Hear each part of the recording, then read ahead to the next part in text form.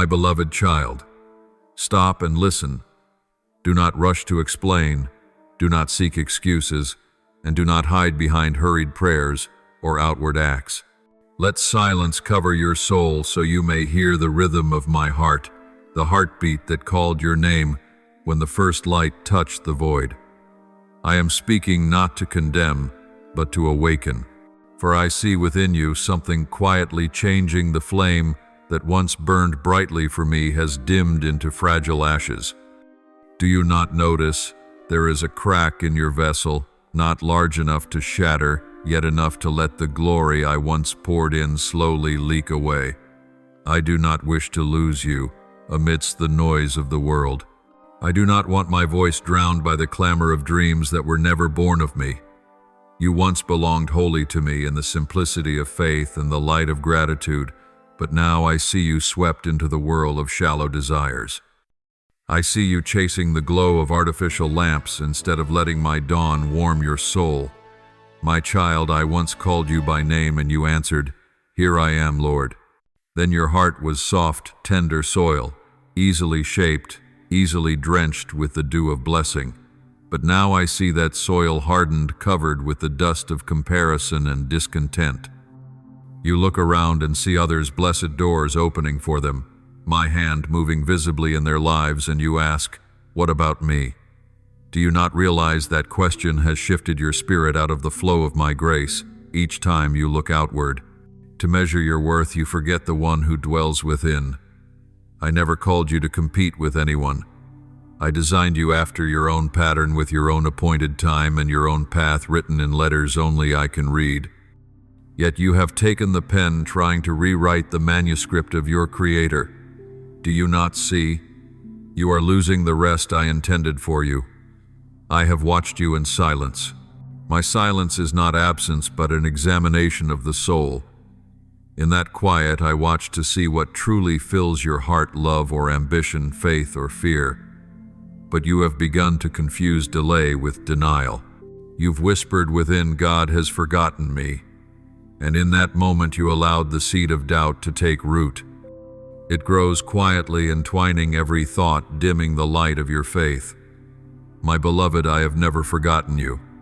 Even in your deepest darkness I have kept the lamp burning, waiting for your return. As Micah 7:8 declares, "Though I fall, I will rise again. Though I sit in darkness, the Lord will be my light." Yes, my child, that light still shines, still waits to be reflected through you. But you must turn back to receive it. You once sang of my love, once knelt in tears of gratitude. Now you pray like a contractor, demanding like a hired worker. You come to me not to be with me, but to claim your portion. You say you love me, yet truly you love what I give. You have forgotten that I myself am your inheritance. If I took away every blessing, would you still seek me? If the doors stayed closed, would you still sing praise? If your prayers remained unanswered, would you still trust me fully? I do not test you to wound you, but to prove before heaven that true love is unconditional. For I am preparing you for something greater than immediate blessings. I am shaping you for eternal glory. You once followed the light, but now you are chasing your own shadow. You once walked in grace, now you drag your feet under pressure. You once served with joy, now you count your deeds as duty. I hear your sighs, but what grieves me most is not your complaint. It is the growing distance between us. Do you think I long for your perfection? No, I long for your sincerity. I want you to return to that pure gaze you once had before fear and greed mingled with your faith. You do not need to strive to become lovable, for you are already loved. You do not need to prove your worth, for I sealed it with the blood of my Son on the cross. You need only remember who it was that called you. I did not create you to blend into the world. You are not a grain of sand lost on the shores of humanity. You are a pearl I placed within the shell of divine intention. Every breath you take bears my imprint. Every beat of your heart testifies that I still give life. Yet you live as though I am far away. You worry as though I do not know tomorrow. You plan as though I do not hold time. You pray as though I am stingy. My child, I withhold no good thing from those who walk uprightly before me, but I cannot give what will destroy your soul if received wrongly. You desire results quickly, but I desire your roots to grow deep. You want to behold glory, but I want you to learn faithfulness in the ordinary, for only those who are faithful in little will be entrusted with much. My beloved child, you have asked, why is God silent? I answer because I am speaking through that very silence. There are lessons that can only be learned in the absence of sound. I want you to discern my voice among 1,000 others. I want you to recognize my presence, even when you cannot feel it. For true faith does not rely on emotion to stand firm. True faith walks when the eyes see nothing. You once trusted me in the light. Now I invite you to trust me in the dark. Remember, Abraham was called the friend of God, not when he understood everything, but when he obeyed without knowing where he was going. I am calling you in the same way to step out of what is familiar, out of old patterns, out of the control of your own will, so that I may lead you into the promised land I have prepared. Do not fear, for my hand is still upon you. Though you walk through fire, you will not be burned. Though you pass through deep waters, you will not drown. For I am the Lord your God. I have called you by name, you are mine. I will never abandon what I have redeemed with my own blood, but neither will I leave you in the comfort of half-surrender. I cannot pour new wine into old wineskins. I cannot bestow glory upon a divided heart. I long for your return, not to start again from nothing, but to continue in wisdom, refined by grace. Lay down the comparisons, the complaints, and the self-blame. Let me wash the dust from your feet. Let me align your heartbeat with mine. For when your heart beats in rhythm with mine, you will no longer fear missing a step. You will move at the right time, speak the right words, and act in the right way, not by effort but by union. This is where I want you to return to that sacred place where there is no need to prove, no need to compete, no need to strive. A place filled only with love, grace, and my presence surrounding you. My beloved child, let me name the unseen threads that have quietly pulled your heart off rhythm. They are not loud like storms. They are subtle like steady rain. You do not stumble over great stones, but over grains of sand caught beneath your feet. You drifted from me, not through one great rebellion, but through the small repeated whispers of, yes, but, yes, Lord, I love you, but let me decide the timing. Yes, Lord, I trust you, but let me keep the keys to certain rooms. It is in those corners where you think a small compromise won't matter that the roots begin to twist. You started comparing yourself like one measuring shadows on the wall instead of standing under the sun to see your full form. You looked at others' blessings as hidden scales to weigh my love for you. You began to bargain with zeal, more work to make up for less connection, more declarations to make up for less obedience. Then came the moment you called dryness a season, numbness, maturity, and distance depth. But I am not confused. I know when you are full of grace and when you are merely full of noise. The true cause does not lie in your schedule or your surroundings, but in the small throne within your heart where your desires take turns sitting. Sometimes it is ambition that rules, sometimes self-image, sometimes the fear of being forgotten. And while that throne is busy, there is no room for the simplicity of love.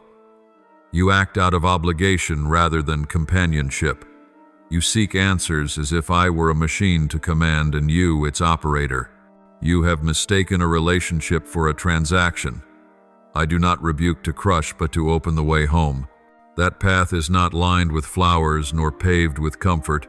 It passes through the places you tend to avoid: silence, honesty, and obedience. You ask, how do I begin again?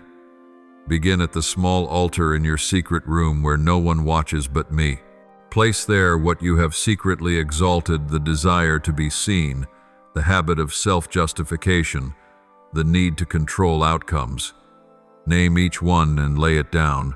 As you surrender them, you will hear a delicate sound, a thread-like whisper, my voice moving through the space you have just cleared. Learn again the language of silence. Elijah once sought me in the wind, the earthquake, and the fire, yet he found me in the gentle whisper. You have grown accustomed to thunder. Now learn to recognize the breath. For in stillness, motives surface and grace begins its work. You will hear familiar phrases from your old self. If I don't take care of myself, who will? And you will hear me reply, I will. You will feel the fear of falling behind, and I will remind you, I am not going anywhere. I walk right beside you. As Micah 7:8 says, though I fall, I will rise again. Though I sit in darkness, the Lord will be my light. This light does not blind to overwhelm you. It softens, so you may open your eyes. Then learn to breathe in the rhythm of gratitude. Gratitude is not polite formality. It is heaven's mechanism for recalibrating your compass. Each morning before you open your list of tasks, name 3 things you have received, but could never create yourself: breath, time, and the chance to return. As you name them, you pull back the curtain of heaviness and let the light in. Complaint and gratitude cannot share the same room.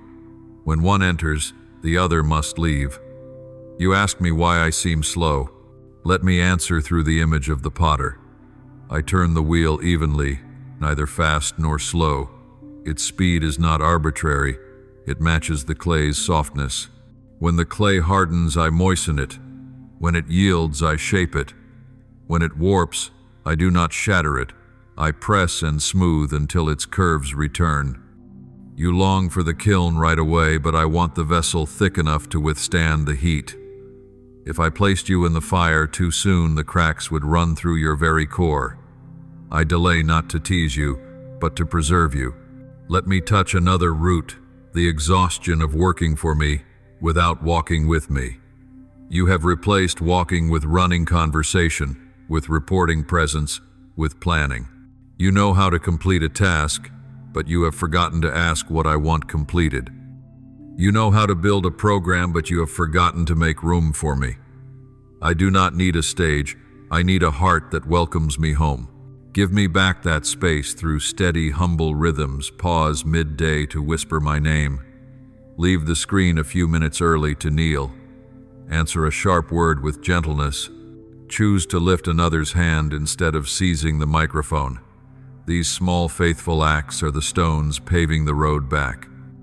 You have also let another seed take root, the seed of quiet self-condemnation. It says, if I were better, stronger, more disciplined, and it binds you with cords of guilt. But I do not call you back with a whip. I call you with a covenant. When Peter fell, I did not build a courtroom. I built a fire and asked him one question 3 times. Do you love me?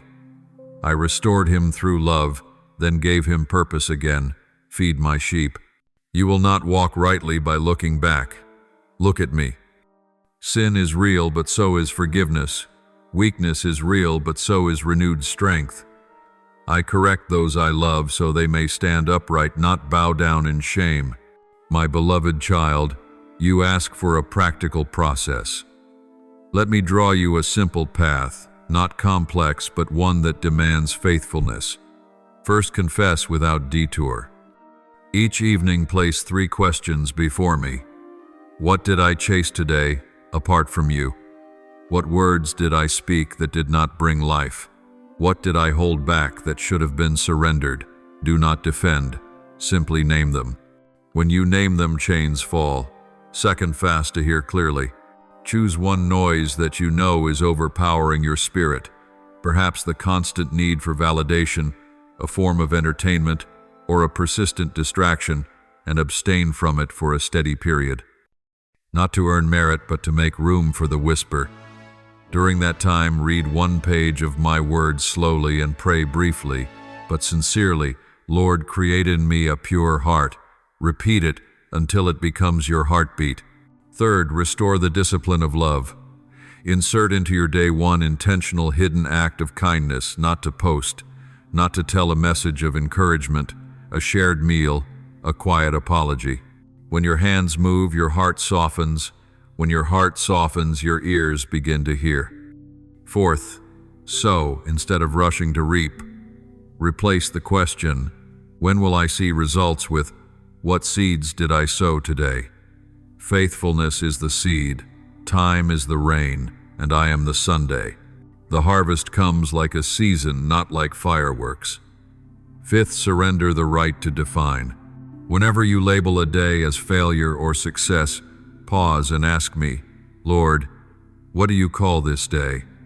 Often, what you call lost, I call training. What you call delay, I call protection. What you call a closed door, I call redirection. You may ask, how long until I return to how I once was? My child, I am not bringing you back to what was. I am leading you beyond what was. I do not restore to rewind. I restore to advance. When Jacob wrestled, he did not leave the same. He walked with a limp, yet his name changed, and so did his blessing. Your return will be the same. It will leave a mark of humility upon your steps, but place within you the new name I have prepared. Do not fear the pruning blades. They are not cruel. They are in the gardener's hand. Branches full of leaves, but little fruit cast shadows over new blossoms. I prune so that light may enter. Where I cut, life will flow stronger. Where you release, growth will begin.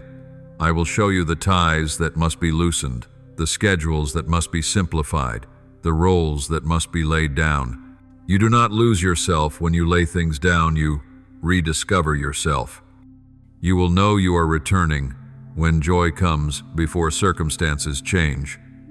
That joy does not depend on results. It springs from touching the source again. You will pray shorter but truer prayers. You will do fewer things but strike a deeper purpose. You will speak less of yourself and more of me. You will feel light when others are lifted, because you know your place is not on the stage but in my hands.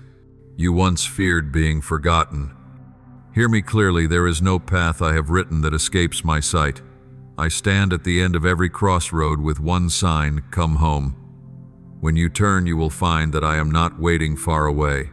I am running toward you.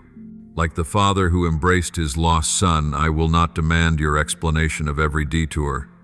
I will robe you, ring you, sandal you, and lead you inside. Repentance is not a dungeon. It is a doorway into a room of light. Remember this, to keep your heart steady. I do not change my calling over you, but I change my methods to keep you from self-destruction. When I delay, it is to deepen your roots. When I am silent, it is to clarify my voice. When I prune, it is to prepare fruit. When I test, it is to make you steadfast. As the psalmist said, taste and see that the Lord is good. You will taste and see, not with the flavor of the world, but with the sweetness of peace unshaken by storms. So rise, brush the dust from your knees, open the window, and let the light in. Prepare a small corner as an altar. Rewrite the promises I have spoken to you and read them aloud each morning. Choose one person to love quietly today. Breathe slowly and call my name. These small acts together form a great road. I walk with you in every step. And when your feet find rhythm again, you will marvel to see that the way home is the way forward, straight into the good plans I dreamed for you before the beginning of time. My beloved child, a heart reordered is not one without flaws, but one that knows how to return. It knows when to bow in repentance and when to rise again in grace. It does not seek perfection, it seeks truth. When you learn to live this way, you will see that grace does not arrive like a rushing wind, but like warm breath seeping through the cracks of your soul. You will begin to feel my presence in the smallest moments, when light touches a drop of water, when breath meets stillness, when the whisper in your heart softly says, I am still here. My child, the first sign of a heart restored is peace that no longer depends on circumstances. You are no longer swayed by success or failure, no longer measure your worth by others' recognition. For when you have truly returned, you know that I am your only measure. You cease comparing because you have seen yourself through my eyes, and in that gaze there is no jealousy, only destiny. You will stop trying to become someone else for you. Understand, I did not call you to copy, but to reflect. As Moses veiled his face when the mountain's light made him radiant, so will you shine, not from your own strength, but because you have been in my light. The second sign is a heart sensitive to my spirit. When the Holy Spirit touches you, no longer resist. When he tells you to pause, you pause. When he tells you to wait, you wait. When he urges you to love the difficult one, you choose love. Obedience ceases to be a burden and becomes joy, for you know that every step of obedience is a step deeper into freedom. Like a compass that always points north, your heart will begin to turn toward its source naturally. I will no longer need to shout into your ears. A whisper will move your heart. When your spirit stays soft like moist soil, I can plant seeds of wisdom there, and they will grow without striving. The third sign is the ability to love without fear of being hurt. You once loved with caution giving, but still holding back, offering smiles while hiding your heart. But when you truly return to my love, you will realize this: no one can wound you beyond the boundaries I permit. And every wound once placed in my hands becomes a scar of grace. Joseph was sold, imprisoned, and forgotten. But in the darkness of that prison, I was forging a heart strong enough to save nations. So too, every love you have given has never been wasted, for it flows from a sacred source. When you love with my strength, no loss is in vain. It becomes a seed sown into the fields of eternity. The fire within you does not burn out when circumstances shift.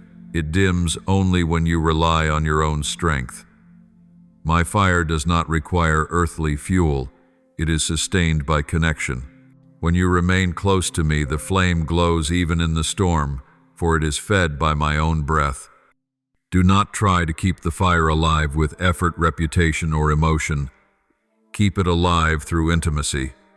Let my word be the oil, prayer the wick, and surrender the vessel that holds it. Each time you read my word not as duty, but as devotion, you add another drop of oil to your lamp. Each act of forgiveness is a log added to keep the fire steady. Each moment of silence instead of argument shelters the flame from being extinguished. Remember, my fire is not only to warm you, but to light the way for others. As you walk through the world's darkness, the peace and love within you will become a lamp for wandering souls. Do not fear if your light seems small. Even a single candle can drive away a room full of shadows. You do not need to shine like the sun, only to burn faithfully where I have placed you. I will send the wind at the right moment, and your flame will spread. You may not realize that you have become a pillar of fire guiding others home, for it is I who shine through you. Let me teach you how to preserve that flame in the rhythm of ordinary life. First, learn to rest in me, not to cease all activity, but to do all things in my rhythm. When you cook, when you work, when you walk, whisper to your heart, He is here.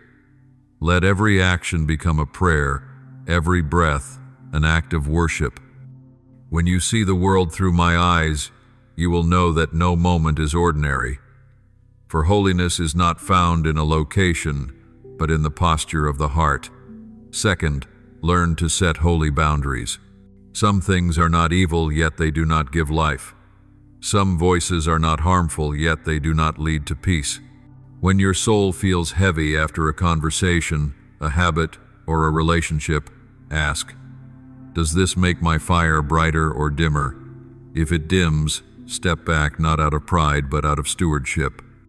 Like a watchman guarding the temple, you must know when to close the gates and when to open them. Then give away what you have received. Fire survives only when shared. Keep it to yourself, and it will fade. Give it away, and it will multiply. Speak a word of encouragement. Share your testimony. Lay your hand in prayer for the weary, or simply listen to the brokenhearted. As you pour out, the river within you flows stronger. spreading life wherever it goes. That is how you keep the fire alive, by becoming a source of fire for others. A heart that has been reordered no longer chases after miracles, for it has become a miracle itself. It needs no proof to believe, for its very breath is proof. When you live like this, you will see the world transformed, not because your circumstances change, but because your vision does. Everything becomes pure, meaningful, and full of my presence. Then you will understand that what I seek is not performance, but a heart quietly radiant before me. That is the most beautiful offering, the sweet fragrance rising before my throne. My beloved child, light does not disappear.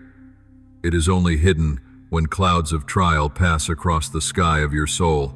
Just as the sun never ceases to shine but hides behind rain, my glory never leaves you, even in your dimmest days.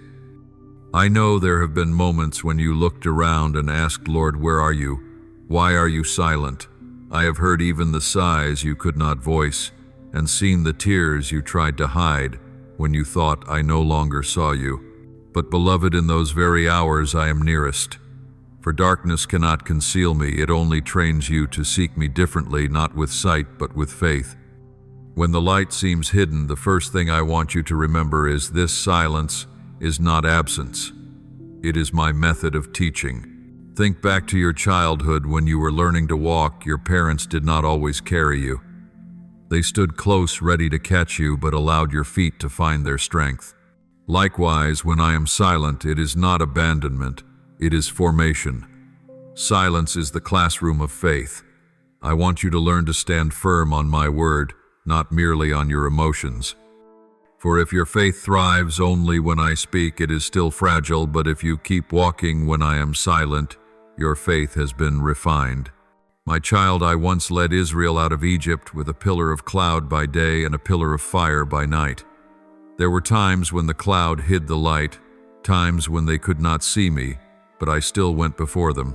So too I go before you, clearing paths, removing obstacles, setting up walls of protection. It is only your eyes that cannot yet see. You look at the temporary and think everything has stopped, but in the spiritual realm, nothing stops. Seeds still sprout beneath the soil, even when no sound is heard. Believe, my child, for faith is the only road through the night. And when the light seems hidden, the second thing I want you to know is this: not every darkness is your enemy. Some darkness comes to conceal you, not to confine you. I hide you not to punish, but to prepare. Like a blacksmith who places the sword into the fire to strengthen it, I place you in stillness to purge the impurities of your heart. I know you do not enjoy that place. You prefer the brightness of the stage to the quiet of the backstage. But beloved, it is in the unseen places that I etch into you the values that no spotlight can give.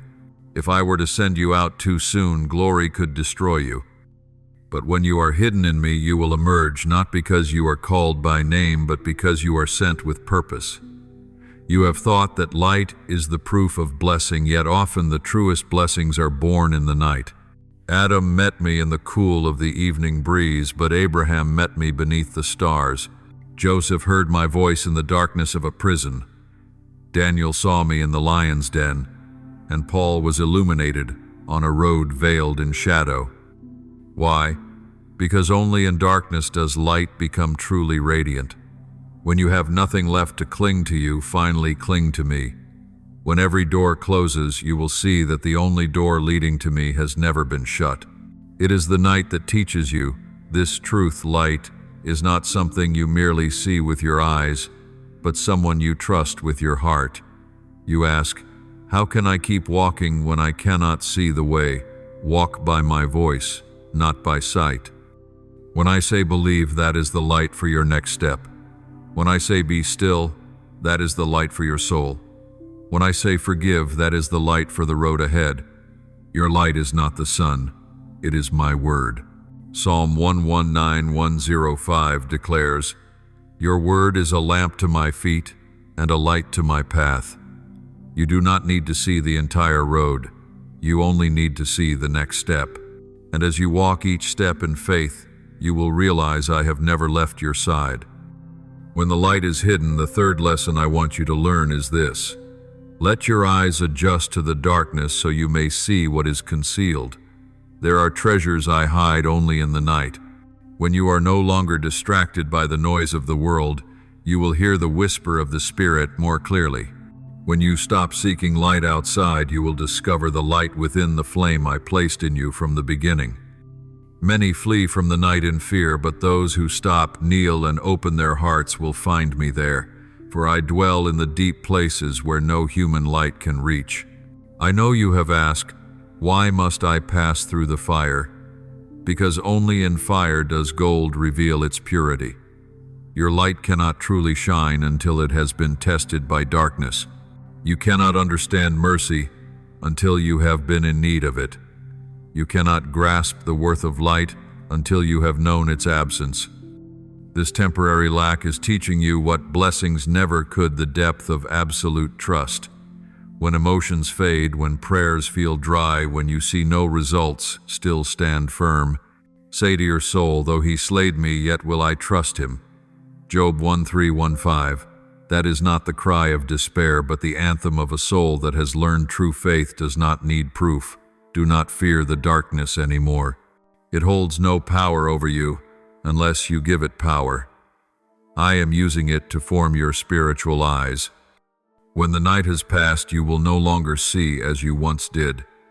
You will see what I see, hear what I hear, and understand what I understand. A new light will come not from without, but from within, where my Spirit dwells. And when you emerge from the night, you will carry more than experience. You will carry authority. You will say like Job after the storm, my ears had heard of you, but now my eyes have seen you. My beloved child, understand that darkness is not the end. It is the beginning of a sacred process. You are like a seed buried in the soil, but the seed is not dead. It is hidden, dissolving, only to be reborn into something greater. So too, in seasons shrouded by uncertainty, I am not punishing you. I am shaping you. Darkness is the forge, the womb of transformation. It confronts you with yourself in a way no light ever could until you discover the glow I planted within you before the world began. You once believed that I revealed myself only through light. But my child, I also reveal myself through shadow. Light exposes what is outside. Darkness unveils what is within. Light shows you the path. Darkness shows you your heart. When everything is stripped away, what remains is your truest substance. When praise falls silent, when the crowd disperses, when miracles delay, what does your heart hold? Then, is there still love or only hidden resentment clothed in religion? It is in that very place that I begin my greatest work. For I do not want you to know only the light of blessings, but the light of trust that burns in the longest night. Darkness is not sent to consume you, but to produce oil. Remember, oil is not pressed from blossoms, but from crushed olives. When you feel the weight pressing down, when your tears will not stop, when your heart feels shattered, that is not failure. That is the moment I am extracting holy oil from your soul. That oil is what will anoint generations in need. It will flow through the very wounds you once begged me to heal instantly. Had I granted your request too soon, the oil would never have formed. Because I love you, I allowed the pressing to remain. Remember Joseph, thrown into a pit, sold as a slave, imprisoned unjustly. Darkness seemed endless. Yet it was there that I was shaping in him the oil of wisdom, compassion, and divine authority. When he stood before Pharaoh, he no longer had only dreams, he carried oil that could interpret them. So too, when I allow you to be pressed and broken, I am preparing you for a calling that the untested cannot bear. The tears you shed are not wasted. They are being mixed into the oil that will flow to heal others. Learn to view trials through a different lens. When I allow storms to rise, it is not to drown you, but to prove the strength I have already placed within you. Look at the willow, it does not break in the wind, because it knows how to bend. Learn this art to bow down, not in surrender, but so that your roots may go deeper. When you bow before me, no storm can tear you down. And when the tempest passes, you will stand tall, steady, and serene. As David said in Psalm 1:8-9, "With you I can run against a troop, and with my God I can scale a wall. No darkness can hinder the one who knows he is never alone." You think darkness is the realm of fear, but I tell you it is the place of revelation. When all artificial lights fade, you finally see the stars.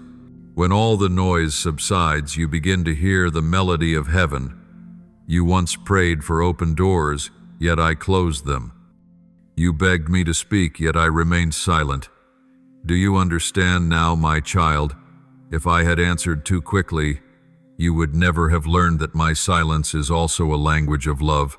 It is the way I teach you to trust that I am working, even when you cannot see. Like a farmer who believes the seed is sprouting underground, you must believe my plans are unfolding, though the night has not yet lifted. There are lessons only darkness can teach, that strength is not the absence of fear, but standing firm in its midst. That faith is not about seeing, but about walking when sight is gone.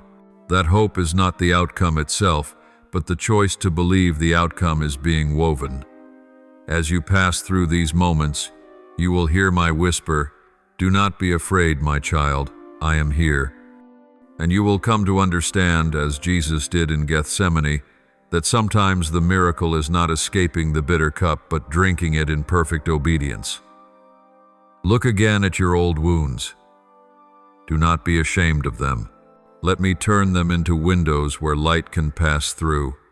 When you no longer hide your pain, I will use it to strengthen others. People will see your scars and recognize my mercy. As Thomas believed only when he touched the wounds, so the world will believe when it sees in you the marks of true love. Do not fear being wounded, for where there are cracks, that is where the light enters. One day, my child, you will look back and say, "Had it not been for that night, I would not have known how near you were." Darkness is not a thief of blessing, but the messenger of it. It carries the gift daylight cannot deliver, maturity. When you emerge from it, you will no longer speak about me. You will speak from me, declaring, "The Lord is my light and my salvation. Whom shall I fear?" Psalm 2:7-1. You will step out no longer trembling or anxious, but carrying a fragrant jar of wisdom, compassion, and healing power. For I, the Lord, do not abandon what I am shaping. I am the potter, and you are the clay in my hands. When I press you, ache. When I mold you, weep. But when the form is complete, heaven rejoices. Darkness is not failure.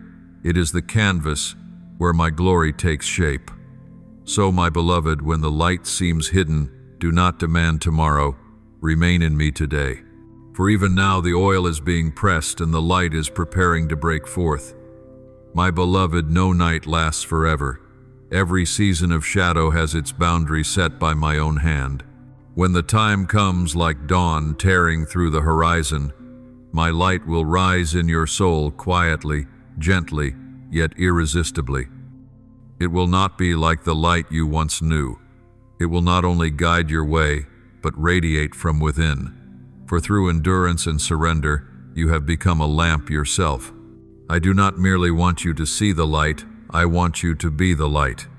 When light is restored, you will realize what you thought were losses were simply the soil being tilled. The seeds of faith buried in your tears will break open and bloom. You will finally understand why I allowed what I allowed. Every wound that once brought you to your knees will now become an opening through which my light shines. You will see that true blessing is not being spared from trials, but being transformed through them. Just as the vine must be pruned to bear sweet fruit, so your soul, once refined, will hang heavy with mercy, humility, and steadfast faith. And know this, beloved, restored light is not for your path alone, it is to guide others. I let you walk through darkness not because you were lost, but so you could learn the language of the lost. You wept so that now you can wipe another's tears. You felt lonely so that now you can welcome the lonely. You wandered so that now you can show the way. Your very experiences, what you once wished to forget, are now the anointing oil upon weary hearts. And as you pour out what you have learned through pain, the fire within you will blaze brighter than ever.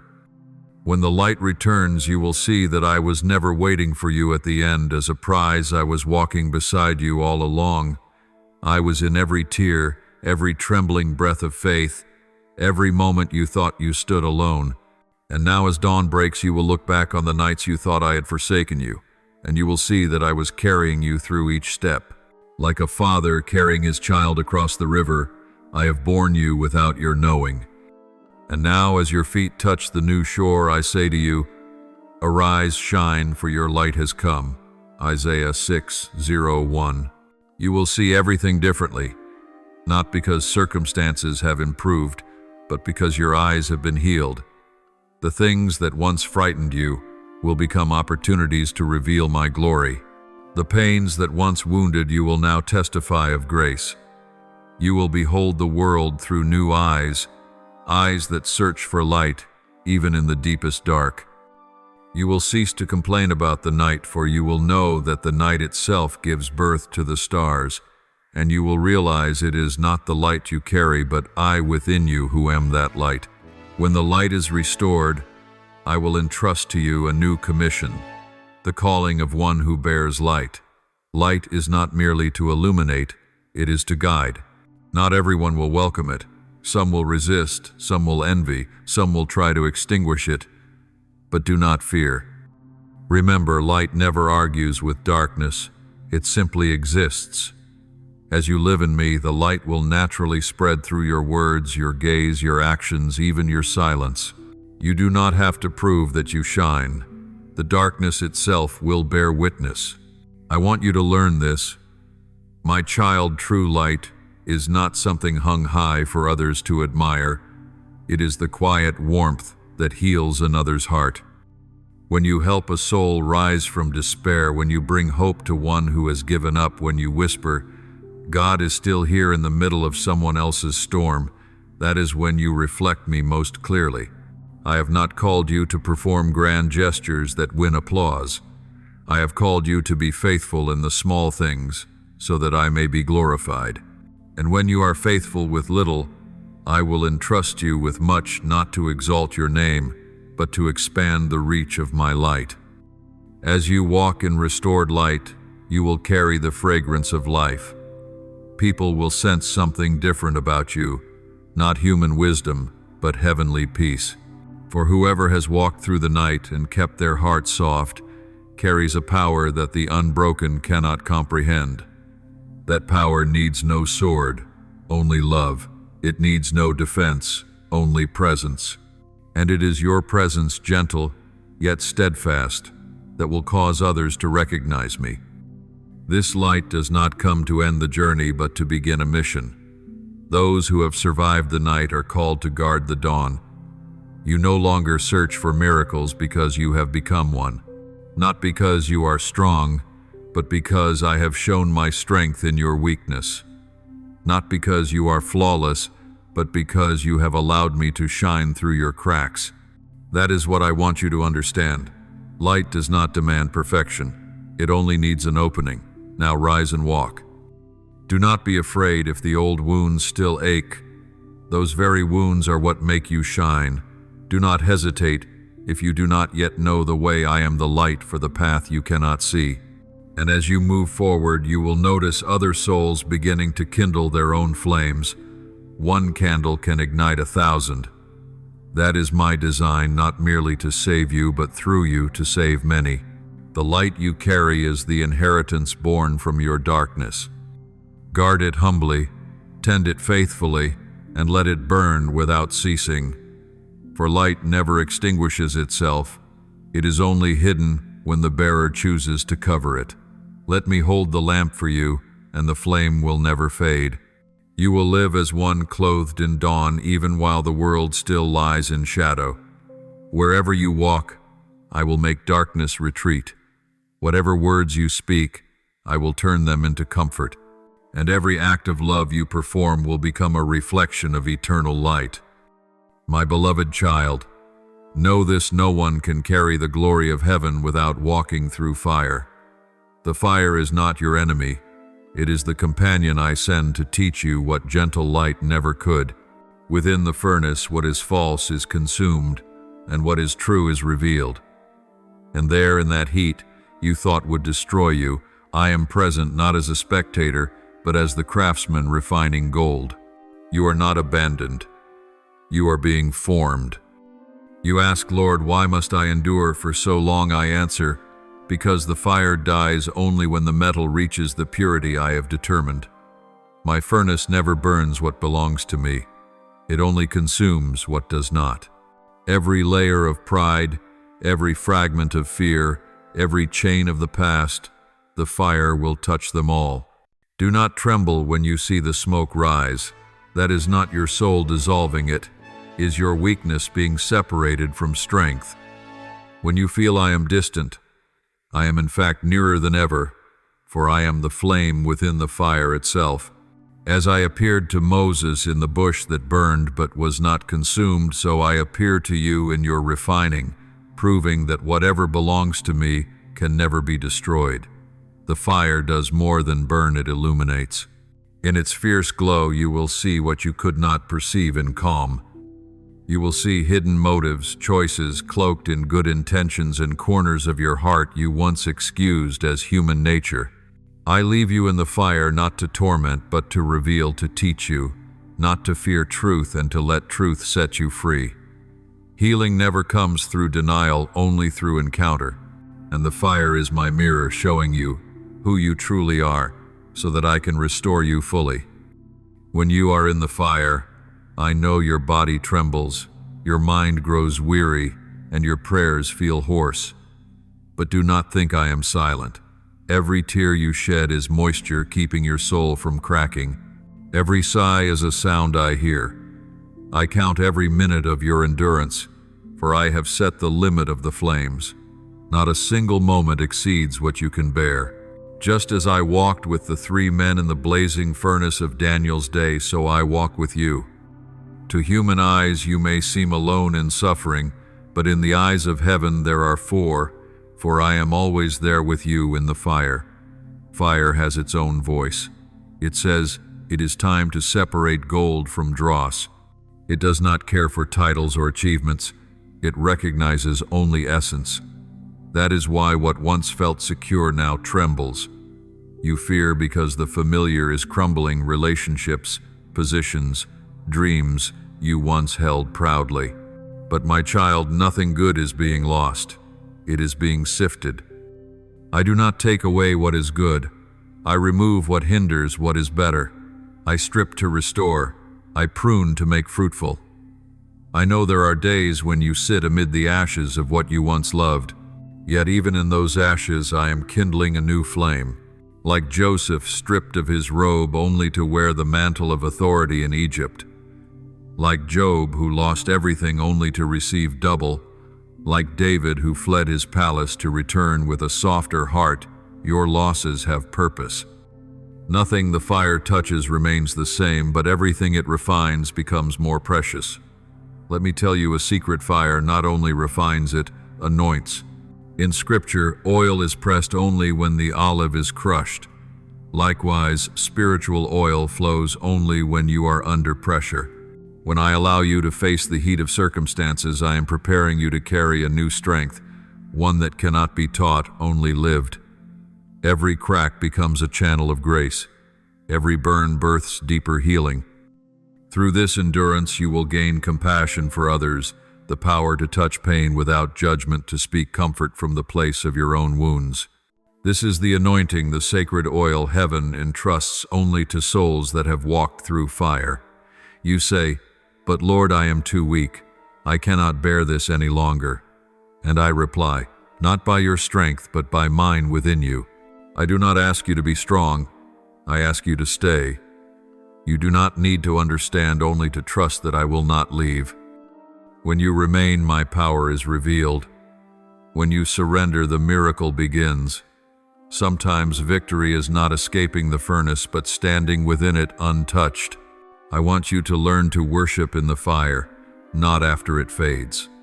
For true faith is not gratitude when blessings come, but praise that rises while the flames still surround you.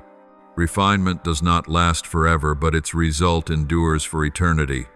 When gold emerges from the furnace, it never returns to its raw form. And when you emerge from the fire, you will never be the same again. Your peace will run deeper, your mercy will reach wider, and your understanding of me will become sharper. You will no longer live on borrowed faith, the kind handed down by others, but by a faith forged in the very fire of your own life. And when you meet someone in the midst of their trial, you will not offer empty comfort, for you will know the scent of smoke and the feel of flame. You will look at them with the eyes only those who have walked through fire possess, the eyes that see glory being formed behind every pain. So do not fear the furnace, do not curse it, do not run from it. Call it by its true name, the place where God is with me. When you name it rightly, something miraculous happens. The heat ceases to threaten and becomes my breath. The smoke no longer signals destruction, but rises as incense from surrender. And one day when I say, "It is enough," you will step out radiant light and unafraid of fire, for you will understand that fire was never sent to kill you, but to prove that you are pure gold. My beloved, when the fire reaches your very bones, when the old layers begin to fall away, when your tears are no longer of complaint but of surrender, that is when the cleansing of your soul begins. It is not about external change, nor about behaving better or speaking holier words. It is the quiet revolution within the uprooting of deep roots of pride, doubt, and control. I do not merely want you improved, I want you transformed. I am not patching cracks on old pottery. I am the potter breaking the clay to reshape it anew. The process of purification is never pleasant. It is the cry of the soul as pieces once part of you are stripped away. Yet I promise you nothing is taken that will not be replaced with something greater. When I remove your trust in man, I give you steadfast trust in me. When I take away the dreams born of ego, I plant in you visions born of eternity. When I remove your support, it is so you may learn to lean on the one who cannot be shaken. And when your heart melts into surrender, it is so that I might pour into it my own nature, holy, strong, and radiant. Understand, this purification is not just washing, it is separation.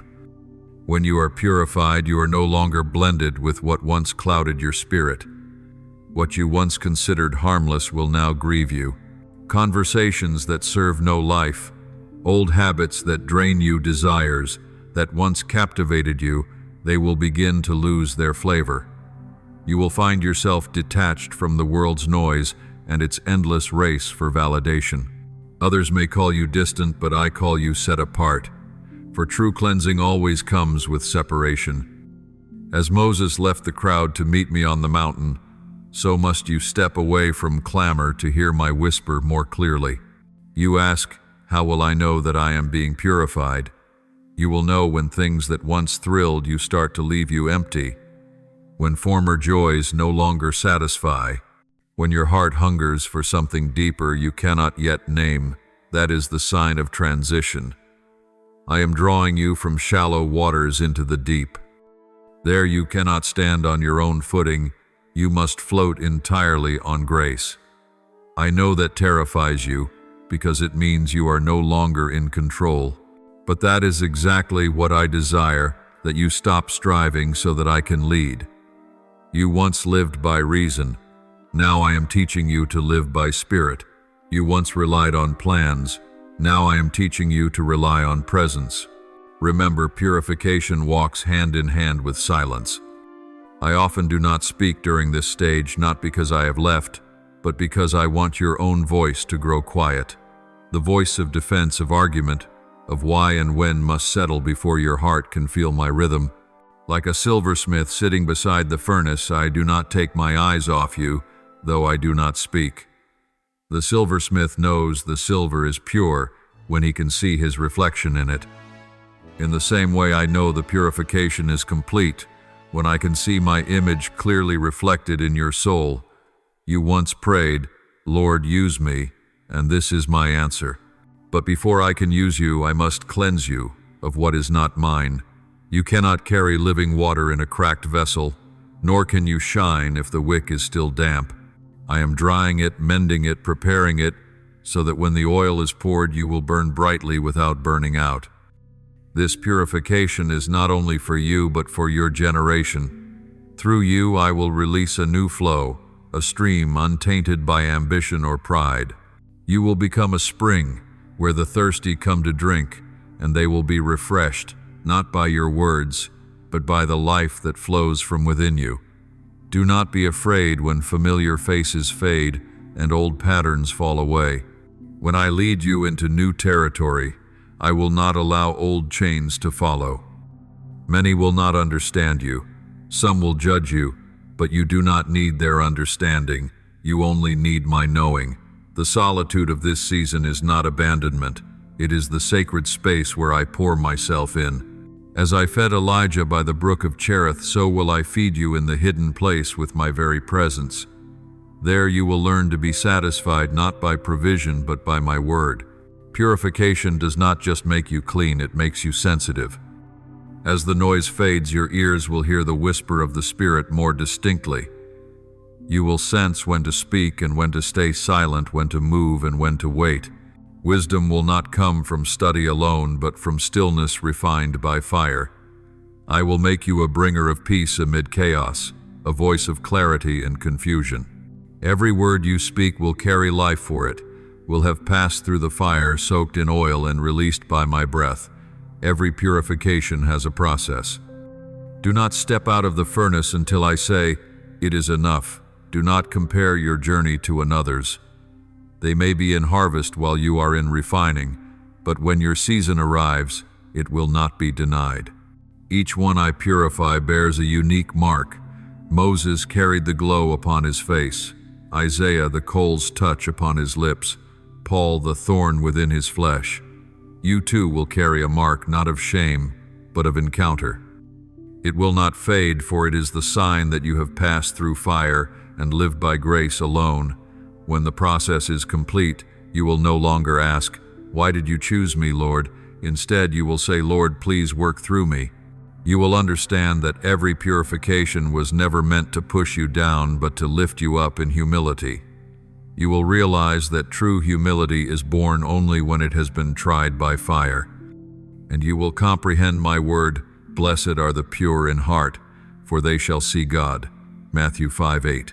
For when your heart is purified, your eyes will become clear as crystal, and you will behold me everywhere in the whisper of the wind, in the glow of dusk, in the cry of the afflicted, and in the breath within your chest.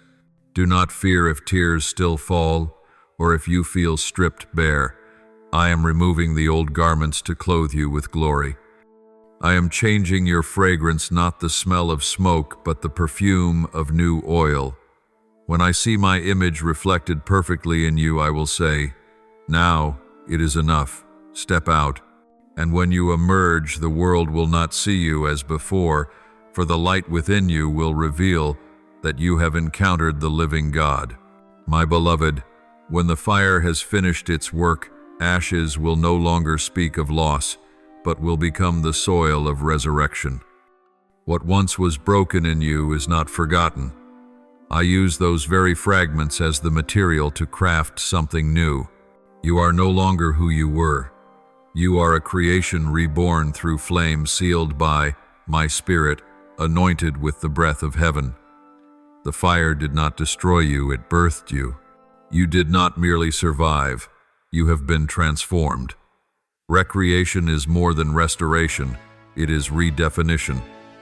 You have come forth as gold refined, yet I have not made you merely brighter, I have made you different.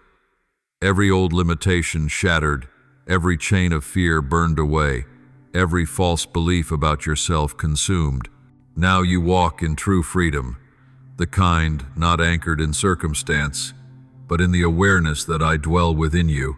You no longer seek me outside, for you have discovered that I live in your breath, in your gaze, in every step you take.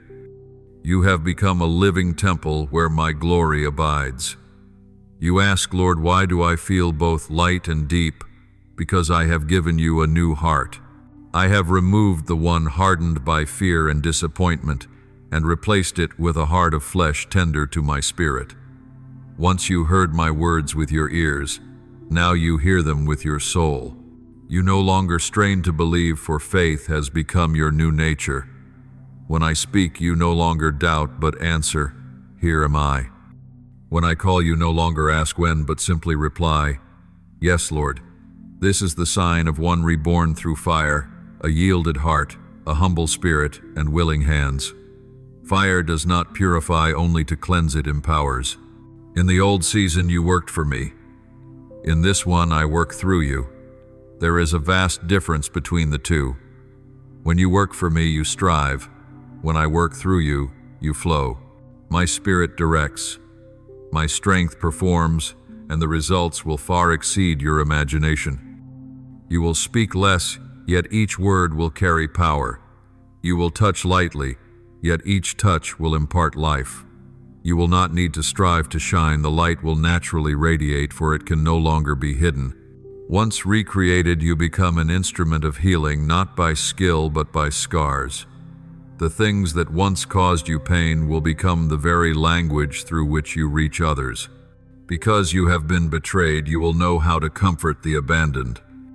Because you have been misunderstood, you will know how to show grace. Because you have fallen, you will know how to lift the fallen. You will no longer preach about grace as theory, you will be the evidence of it. And when you tell your story, it will no longer carry the scent of bitterness, but the fragrance of new oil, the aroma of one who has been rescued, restored, and sent. The world is fractured, and I am seeking those reborn through fire to mend it. I do not seek the flawless. I seek the broken who still choose love. For only those who have been shattered truly grasp the worth of compassion. Only those who have lost understand the weight of grace. Only those emptied know that all life flows from me. And I am placing into your hands a mission not to build your own kingdom, but to expand the kingdom of light. You will go to cold, barren places carrying the warmth I breathed into you in the night. But remember, power must walk with humility. If you ever claim the glory for yourself, the fire will return to teach you once more. The glory is not yours. It belongs to the one who brought you out of the ashes. You are called not to be seen, but to illuminate. Not to be praised, but to make others aware of me. Live as a lamp set on its stand, not to boast of its brightness, but to guide those searching for the way. When you live like this, darkness cannot touch you, for you belong to the light. I know there will be moments when the weight of this calling makes you feel small. You will whisper, "I am not worthy." Yet that is what makes you ready. For the one who deems himself worthy will fall, but the one who knows he has nothing to boast of is the one I can trust. I did not choose you because you were strong, but because you were willing to let my strength be seen in you. And now, as my spirit rests upon you, I speak, as I once spoke to Isaiah, the arise, shine. For your light has come, and the glory of the Lord has risen upon you. From now on, you will live as one who is sent. Every step will carry purpose. I will place words upon your lips to soothe the broken-hearted. I will place oil in your hands to anoint the wounded. I will place fire in your heart to warm the cold. You will not have to chase opportunities, they will find you. For I have made you a conduit of heaven upon the earth. Every time you speak, I will echo. Every time you pray, angels will move. Every time you love, I will be seen. You will no longer smell of smoke, but of glory. You will walk among the world, yet not belong to it. You will dwell amid noise, yet remain in peace. You will face both wind and flame, but no longer tremble, for you will know who lives within you. Others will ask, "How can you be so calm in the storm?" And you will smile and say, "Because I have walked through the fire, and I know the one who was with me in it." That is a true witness, not one who speaks much about God, but one through whom others feel his nearness. So now rise and walk in new strength. Keep your heart humble, your eyes lifted, and your hands ready to serve. Do not let the ashes of the past obscure the light of the present. Do not let the voices of the world drown out the voice that once declared, "You are mine." And never forget, I did not rescue you merely for rest, but to make you a refuge for others. When you touch them, I will touch them. When you love, I will love through you. When you live, heaven itself will move with you. My beloved child, after you have passed through the fire, after the fierce wind has stilled and the ashes have settled, now is the time for me to lead you back to the source, not the source of memory, but the source of life itself. It is the place where your soul was first conceived, where my breath touched your heart and declared live. You were never called merely to exist, but to live abundantly, to live in peace, to live in the unending current of my grace. And to enter that life, you must again learn the rhythm of grace, a rhythm gentle, yet strong, steady, yet free, unbound by time, flowing in harmony with my presence. You have grown used to the world's rhythm, fast, loud, endlessly demanding. You have learned to measure your worth by what you can produce, by how well you perform before others. But in my kingdom, that rhythm holds no power. Here your value lies not in achievement, but in belonging. You do not have to run to keep your place, for your place is secure in my heart. You do not have to earn love, for it was given before you even knew my name. Grace does not measure productivity, it measures rest. And the one who rests in me is the one who truly lives. When I say return to the source of life, I speak not merely of prayer or reading my word, but of returning to that original harmony when you and I breathed in the same rhythm. Once I walked with Adam in the garden at dusk, no plans, no fears, no striving. Everything was simple because he knew that I was enough. That is what I am calling you back to, a relationship not built on duty but on delight. You do not need to strive to feel me, for I am already here. You do not need to try to please me, for I am already pleased with you. Let your soul rest in that truth, and you will see miracles born out of stillness. You ask, how can I live in the rhythm of grace? Let me teach you. The rhythm of grace does not begin with doing, but with awareness. When you recognize that I am present in every moment, grace begins to flow naturally. You will see that even the smallest acts, pouring a cup of water, taking a step, drawing a breath, become sacred when done with me.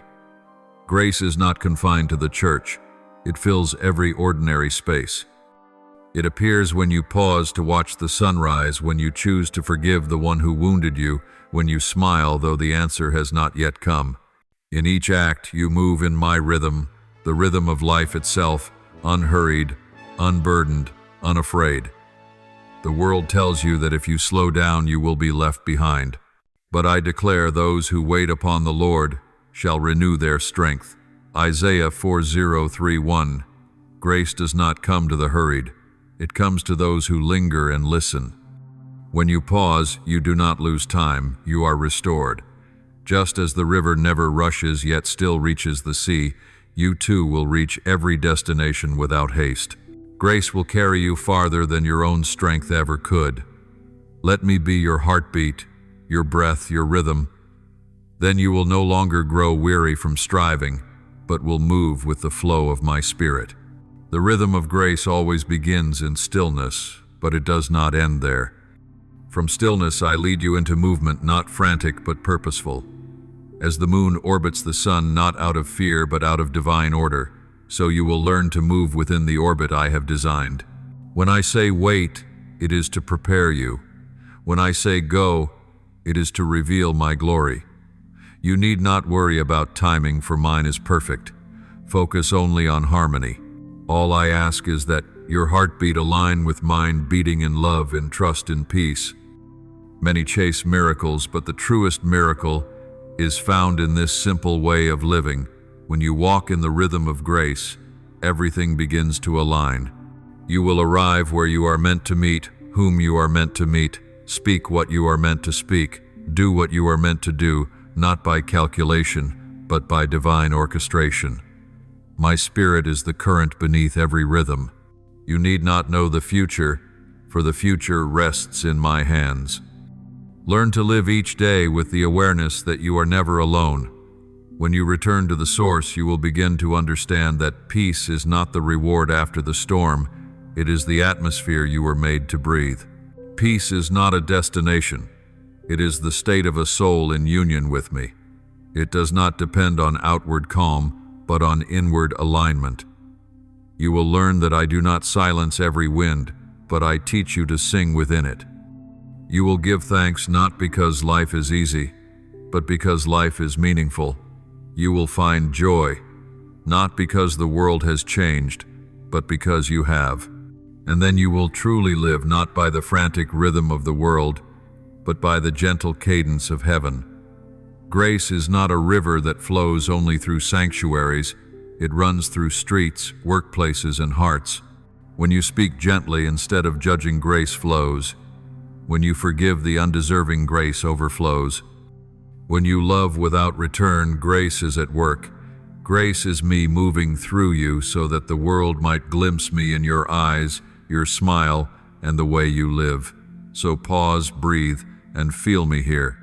Let your heart beat slow until it matches mine. Live each day as a quiet hymn of gratitude, not loud, not showy, but true. When you live in the rhythm of grace, you will no longer fear losing anything, for you will know that nothing can slip from my hands. And you will discover real life is not about acquiring it, is about abiding in my love, abiding in my peace, abiding in the source. My child, true life is not mere breath, it is the flow of my spirit within you. Many still breathe, yet their souls are parched because they have cut themselves off from the source. I did not create you merely to survive in flesh. I created you to be one with my spirit, so that the life of heaven may pour through you like water from the high springs into thirsty lands. The fire refined you, but that was only the beginning. From here you must learn to live in the Spirit, not through effort but through communion. My beloved child, many believe that walking with me is a chain of moral acts or daily rituals. But no, walking with me is a living relationship like a branch abiding in the vine. The branch does not bear fruit by its own effort. It simply remains attached, and the life within the vine flows through it naturally.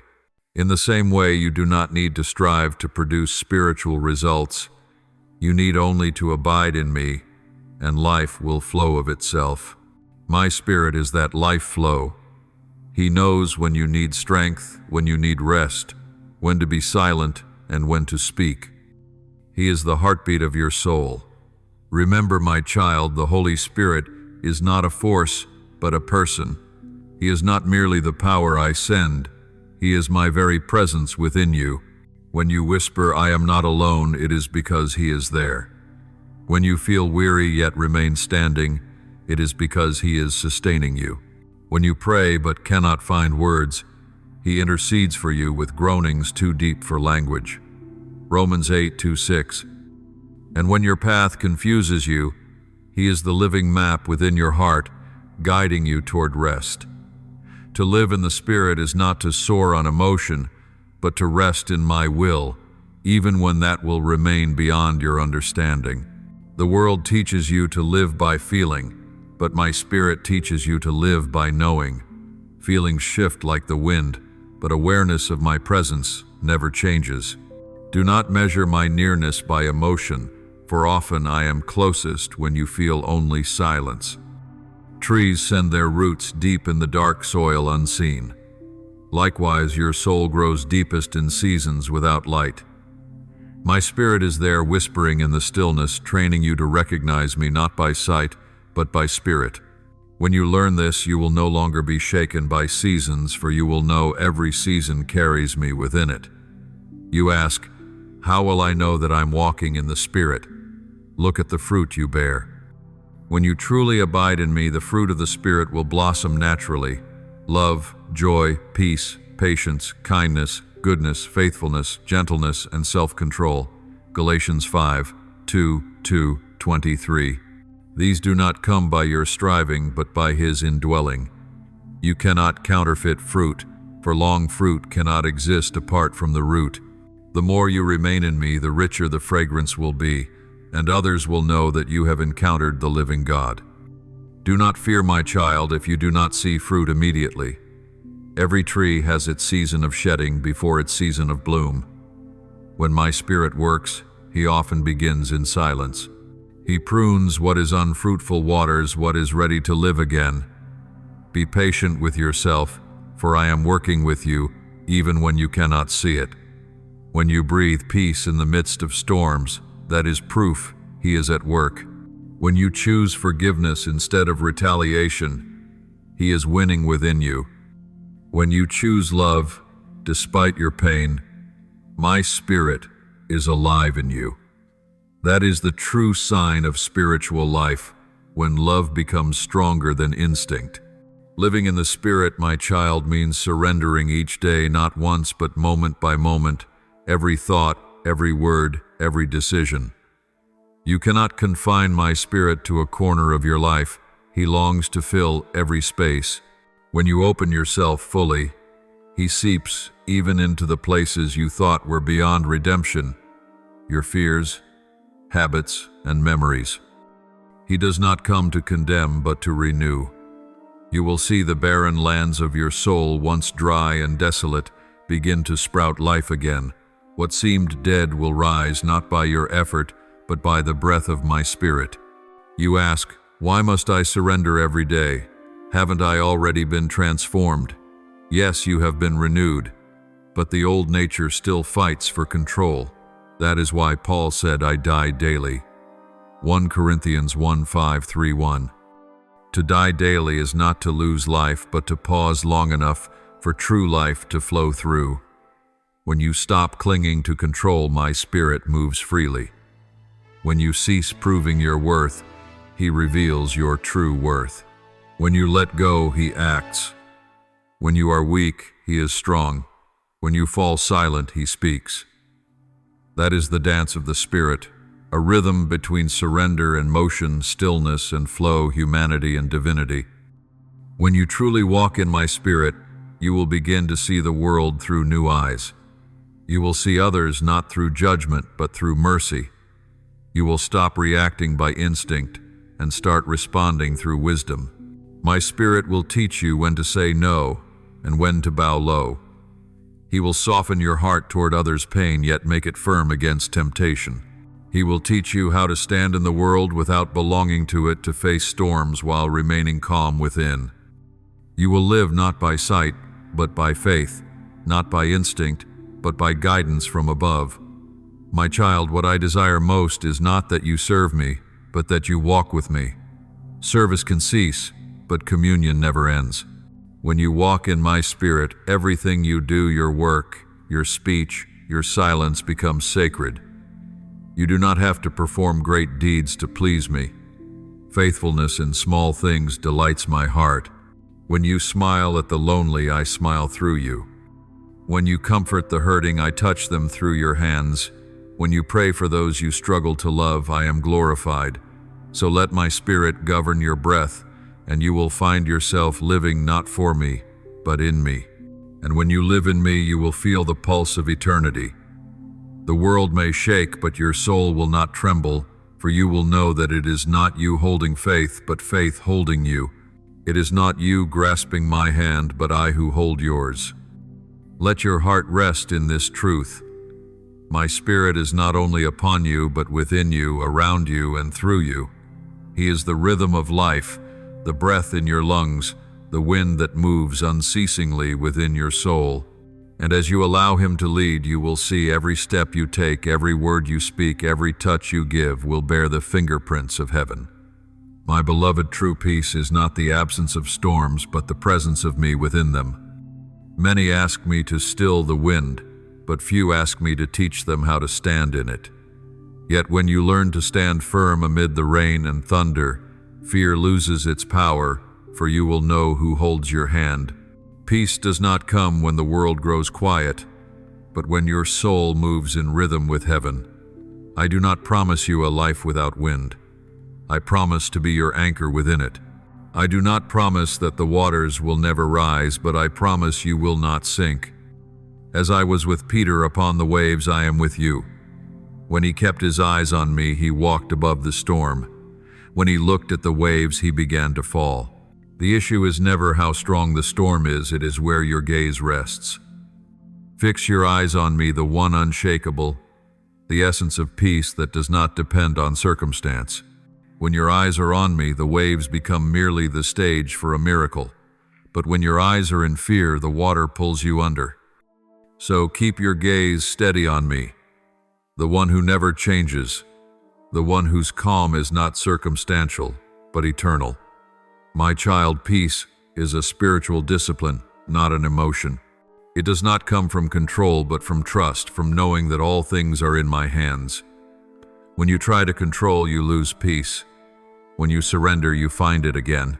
True peace is not knowing all the answers, but knowing the one who holds them.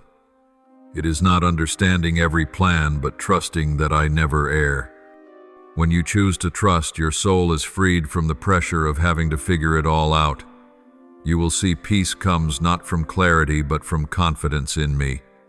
There will be days when you wake and cannot sense me. There will be prayers that seem to echo in silence. But my child, my silence is not absence. It is the pause between the notes of peace's song. If you quiet yourself enough, you will hear the heartbeat of heaven within your own chest. Peace is never loud, never demanding, never in need of proof. It comes like the morning dew, gentle yet strong, tender yet unshakable. When my peace dwells in you, the noise of the world will lose its hold. Others may waver, you will stand. Others may doubt, you will still believe. And then you will understand, peace is not something you wait for, it is someone who walks with you. My child, my peace is not like the peace the world gives. The world offers peace on conditions when you have enough money, enough strength, enough affection, enough guarantees. But I give peace in the opposite way, right in the midst of lack, sickness, and loneliness. For my peace does not depend on having enough. It depends on me. When I am your center, everything else is just detail. Even if the world collapses, peace stands firm because it is not built on sand but on the rock. As Scripture says, you keep him in perfect peace, whose mind is stayed on you, because he trusts in you. Isaiah 2:6-3. My child, learning to keep peace is not learning to avoid suffering, but learning to face it with faith. When others look for a way to flee the storm, I teach you to find me within it. When others fear the dark, I teach you to see the light inside it, for it is in the tempest that you discover the true strength of faith. Faith does not grow on sunny days. It is forged in the night rain, and only when you keep peace in the storm will you understand that peace is not something I add to you, but something I have already placed within you. You ask, how can I keep peace when I am no longer in control? Let me teach you how to rest in the wind. Like a bird that does not resist the wind, but uses it to rise higher, you too can use adversity to draw nearer to me. Each time the wind rises, do not fight it. Lift your eyes and say, Lord, if you are in this wind, I want to go with you. When you say this, the wind ceases to be an enemy and becomes the friend that carries you upward. The storm no longer threatens. It becomes the vehicle of glory. My child, true peace always bears a mark. It transforms the atmosphere around you. When you carry peace, you bring it into the meeting room, into the meal, into every relationship. Others may not yet believe in me, but they will sense something different about you.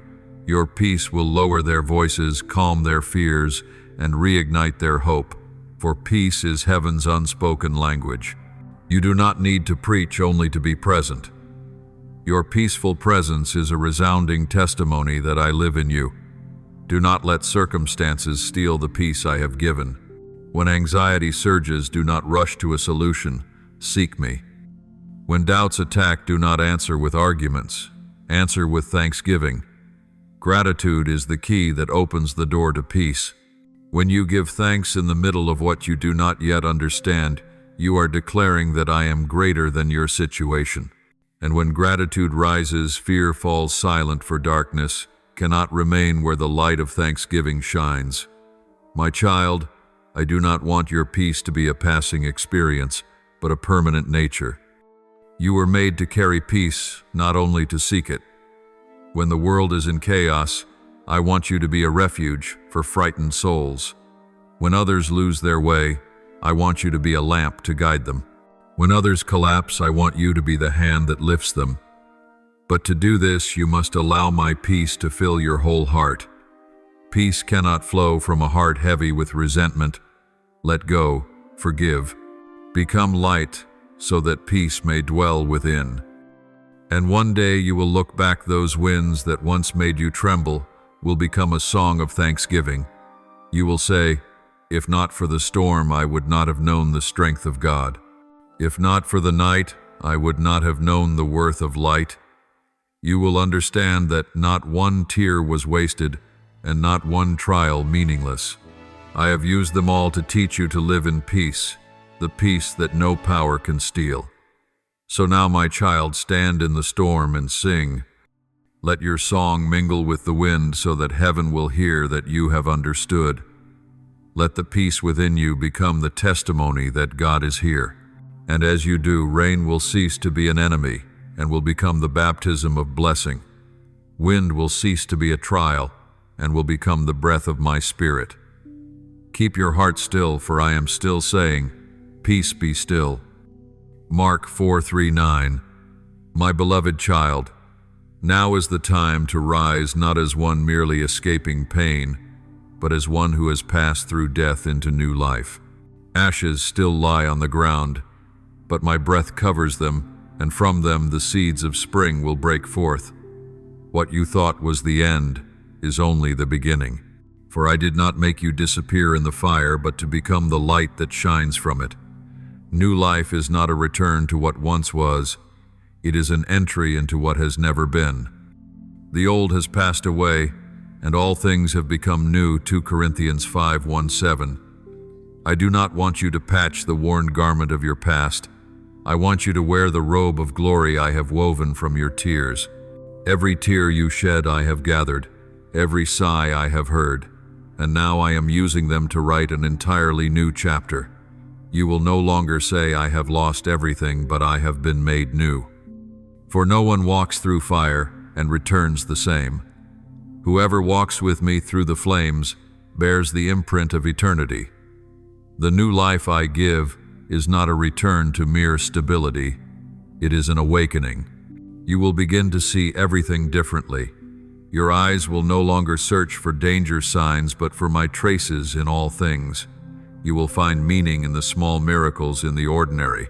You will see my love hidden in each encounter, each breath, each seemingly uneventful day. For once you have been raised to life, you cannot live shallowly again. You will love deeper, forgive quicker, and give thanks more fiercely. You ask, Lord, how will I know that I have truly stepped into a new life? Look within. If you no longer fear the dark as before, if you no longer avoid your wounds, if you can stand in peace even before results appear, then the new life has begun to bud. True life does not arrive when all problems vanish, but when you learn to bloom among thorns. When you can smile in the trial, it is proof that my spirit is alive in you. The new life I give is not severed from old wounds, it is born from them. I do not erase your past, I redeem it. I do not make you forget. I transform memory into testimony. Every scar now becomes a mark of victory. Every crack becomes the place where light passes through. Look at my hands, they still bear the nail prints, yet those very marks are the proof of glory. So too your wounds do not mar you, they make you more like me. For there is no resurrection without the marks of the nails. My child, when you rise again, you will feel the power of a new breath. It will no longer be the breath of fear, but the breath of faith. No longer the heartbeat of anxiety, but the rhythm of heavenly life. You will no longer live merely to survive. You will live to give life. Every word you speak, every action you take will carry the energy of heaven. Others will see in you a light beyond description, a serenity that cannot be imitated. They will look at you and say, "This one has met God." New life always begins in silence. Do not rush to act. Just as a seed must rest in the soil before it breaks forth, you too must remain in me before you are sent.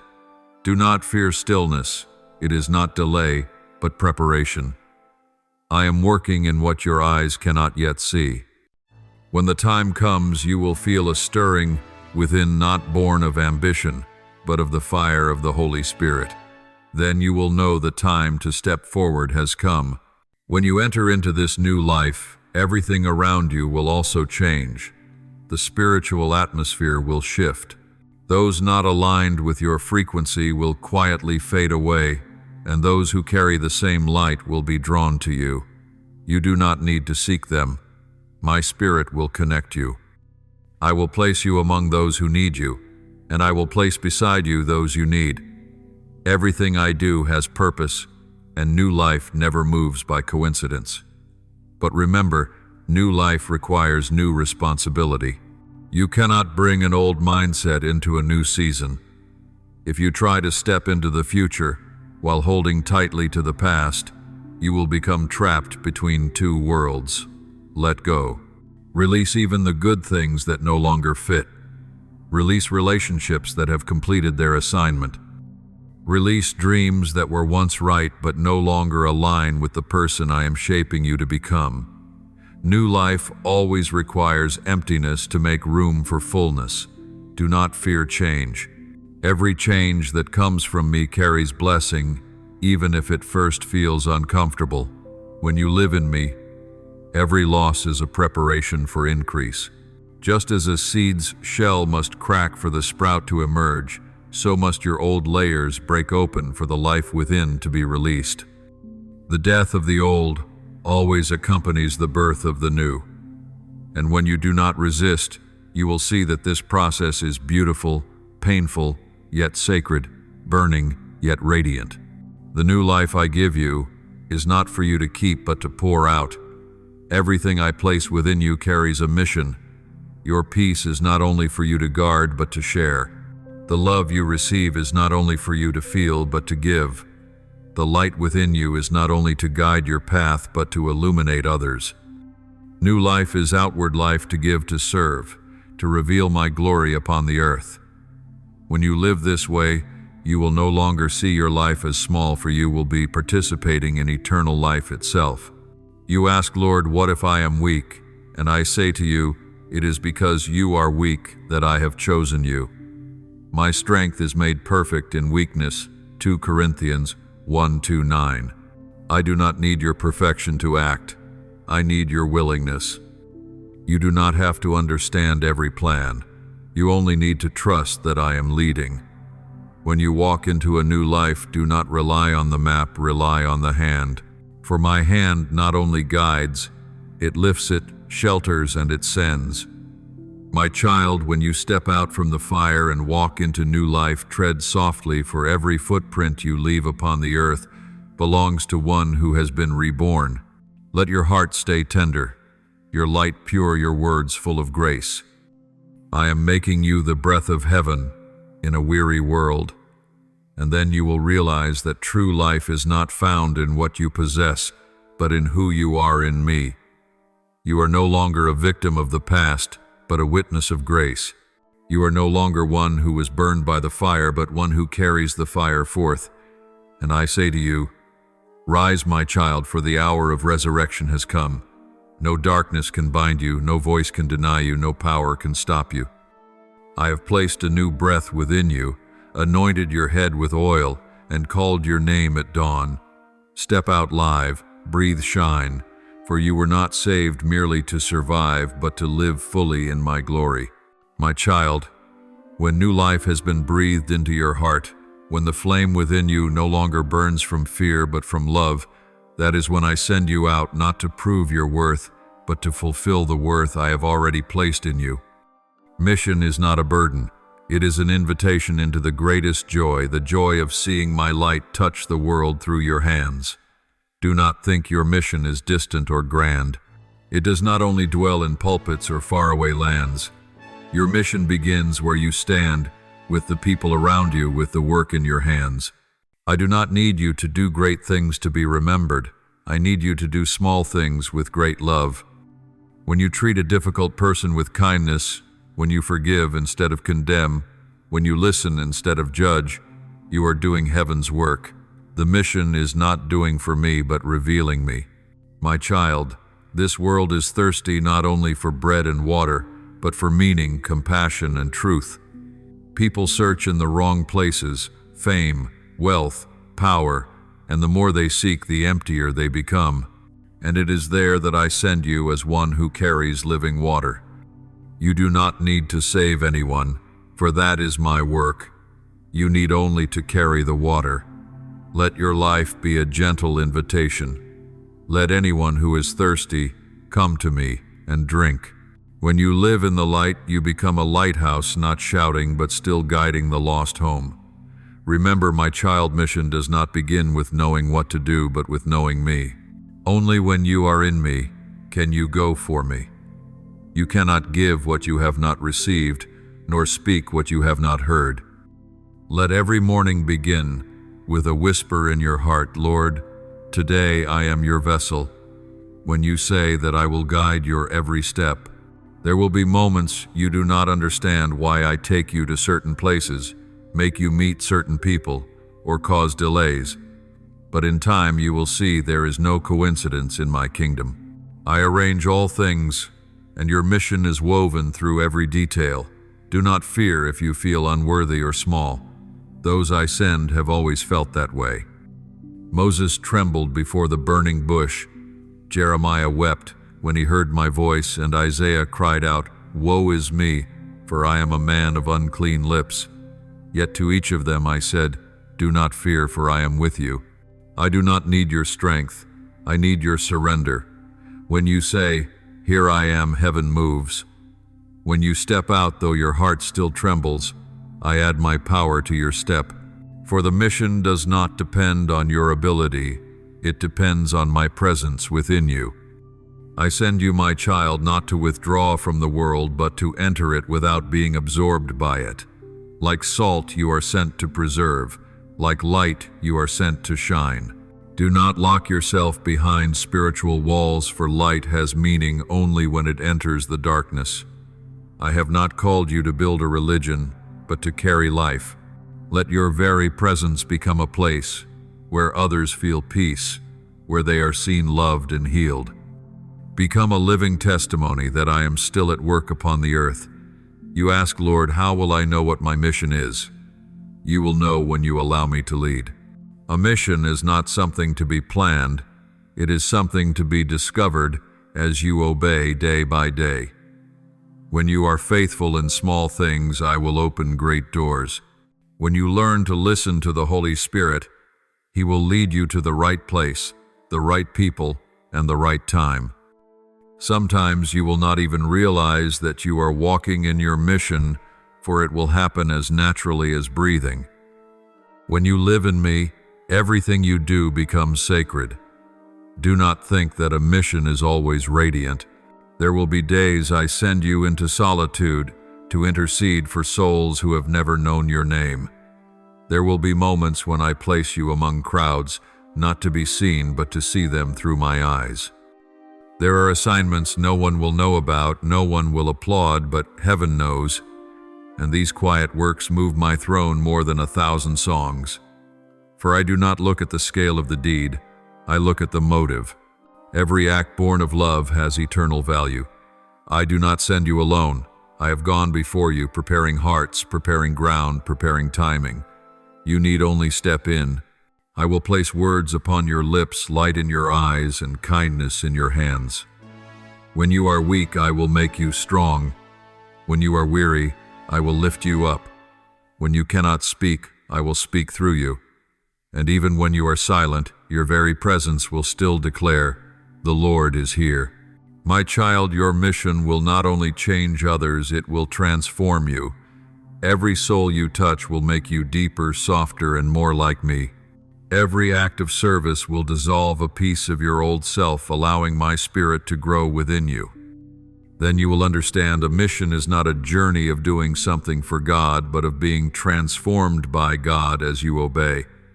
But be careful, my child, when you are sent, the enemy will try to make you forget your first motive. He will tempt you to focus on results instead of relationship, on work instead of presence, on success instead of faithfulness. But I do not measure you by numbers. I measure you by the depth of your devotion. Keep me at the center, not the mission. For if you lose me in the midst of doing my work, you will become empty. Carry within your heart the spirit of a servant. The resurrected one does not live to be served, but to serve.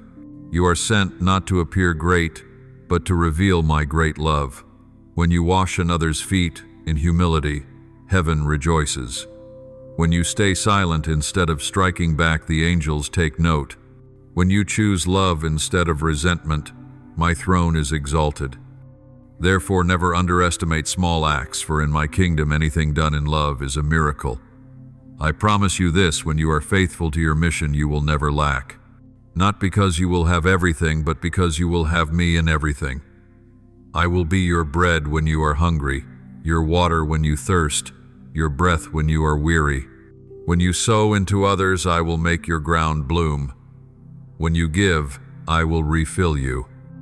When you weep for others, I will wipe your tears with my own hand.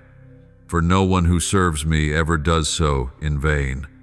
So go not with confidence, but with surrender. Not with plans, but with faith. Not in your strength, but in mine. Let every step you take leave the imprint of love. Every word you speak becomes a seed of peace. Every action reflects heaven's beauty. Go, for I am going with you, and wherever your feet touch, my kingdom will expand. Now, my child, I want to teach you a power the world often overlooks: the power of peace. In this universe, no sound travels farther than the silence of a soul at rest in me. For where true peace dwells, darkness cannot remain. Peace is not the reward after the battle. It is the weapon that ends the battle before it begins. It does not come from your strength, but from knowing who I am. When your soul stands still in me, every force against you bows low, for they cannot stir the waters I have calmed. Peace is not a gentle feeling. It is a mark of authority. When you carry peace, you carry my dominion. For I am the Prince of Peace, and all my children are called to reign with me, not through violence, but through holy stillness. When you walk into a place of conflict, you need not speak elaborate words. Simply being there with a quiet heart will shift the atmosphere. Your presence, saturated with my peace, will calm anger, dissolve anxiety, and soften hatred. Peace is the language of heaven, and wherever it is spoken, darkness retreats. There is a truth known only to those mature in my spirit. Peace is stronger than the energy of fear. Fear makes you react. Peace helps you see through. Fear rushes you. Peace moves you in perfect timing. Fear makes you shrink back. Peace makes you expand. The enemy knows he cannot touch you when you stand in love, so he tries to steal your peace. For to lose peace is to lose position in me. But when you remain still, you remain grounded. And when you are grounded, heaven fights for you. My child, learn to guard your peace as your most precious treasure. Do not let anyone steal it through harsh words or ingratitude. Do not let circumstances pull you out of my center. When you feel yourself unsettled, pause and breathe. Remind your soul that I am still here. Peace is never taken. It is only forgotten. You do not need to seek peace. You need only return to me, for I am your peace. Like a ship finding harbor after a storm, your soul will always find stillness again when it returns to where I dwell. You ask, how can I keep peace amid chaos? By becoming its source. When you abide in me, you do not merely hold peace, you release it. Like a candle that does not lose its flame when lighting another, your peace does not diminish when shared. When you forgive, you ignite peace. When you speak gently amid conflict, you kindle peace. When you choose silence over retaliation, you are speaking the language heaven understands. For peace is not just something you have, it is something you carry. This world is breaking not from a lack of strength, but from a lack of peace. People fight in the name of justice, but without love. They chase applause, but forget to listen. I do not send you to add another voice, but to add stillness. Not the stillness of indifference, but of one who knows the power of resting in God. When you remain calm in the storm, you testify that the Lord still reigns. When others see you unshaken by fear, they will wonder why. And when they ask, you will answer, because I know the one who commands the wind and the waves. My child, peace is also the stream of healing. I do not heal the world with wrath, but with peace. I do not extinguish fire with more fire, but with a gentle breeze. When you touch someone with a peaceful heart, you are anointing their wounds with oil. When you pray in peace, heaven's gates open without force. When you bring peace to a place of conflict, you are planting a seed of redemption that I will cause to bloom in due season. Do not underestimate the power of a soft word, a sincere embrace, or a compassionate glance, for these are what move the heart of heaven. True peace cannot live in a heart full of bitterness. If you desire to become a bearer of peace, you must let me cleanse you from resentment. Forgiveness is not forgetting, it is releasing. When you hold on to anger, you hold on to the battlefield. When you forgive, you hand it over to me. And where I am free to act, peace reigns. Let your heart be wide like a field, so my wind may blow through without obstruction. I do not need a strong heart, I need a soft one. Only a soft heart can reflect the stillness of heaven. Peace does not make you weak, it makes you unshakable. The world may think you retreat when you stay silent, but in truth you are standing upon a rock they cannot see. Peace is the position of one who knows to whom they belong. Those who guard peace are not moved by threats, shaken by criticism, or ruled by others' emotions. They understand that nothing on earth can touch a soul anchored in God. When you live from that position, you will no longer react, you will reign. And here is the mystery: when you carry peace, you carry me, for I am peace. I do not merely give it, I am it. When you walk into a room, I walk with you. When you speak with love, I speak through you.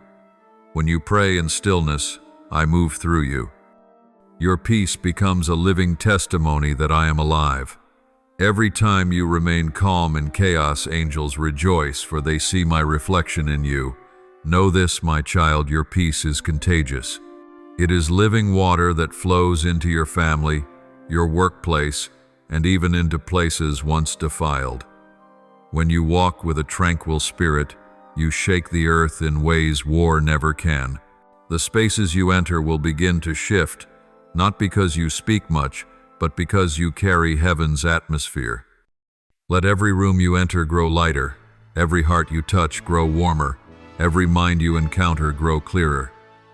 This is the mission of a peacemaker, to turn every place they go into a temple of light. I know the world will continue to rage, but do not fear, for it is in the storm that your peace will shine brightest. Just as a lamp is only visible in the dark, your peace will blaze most clearly amid turmoil.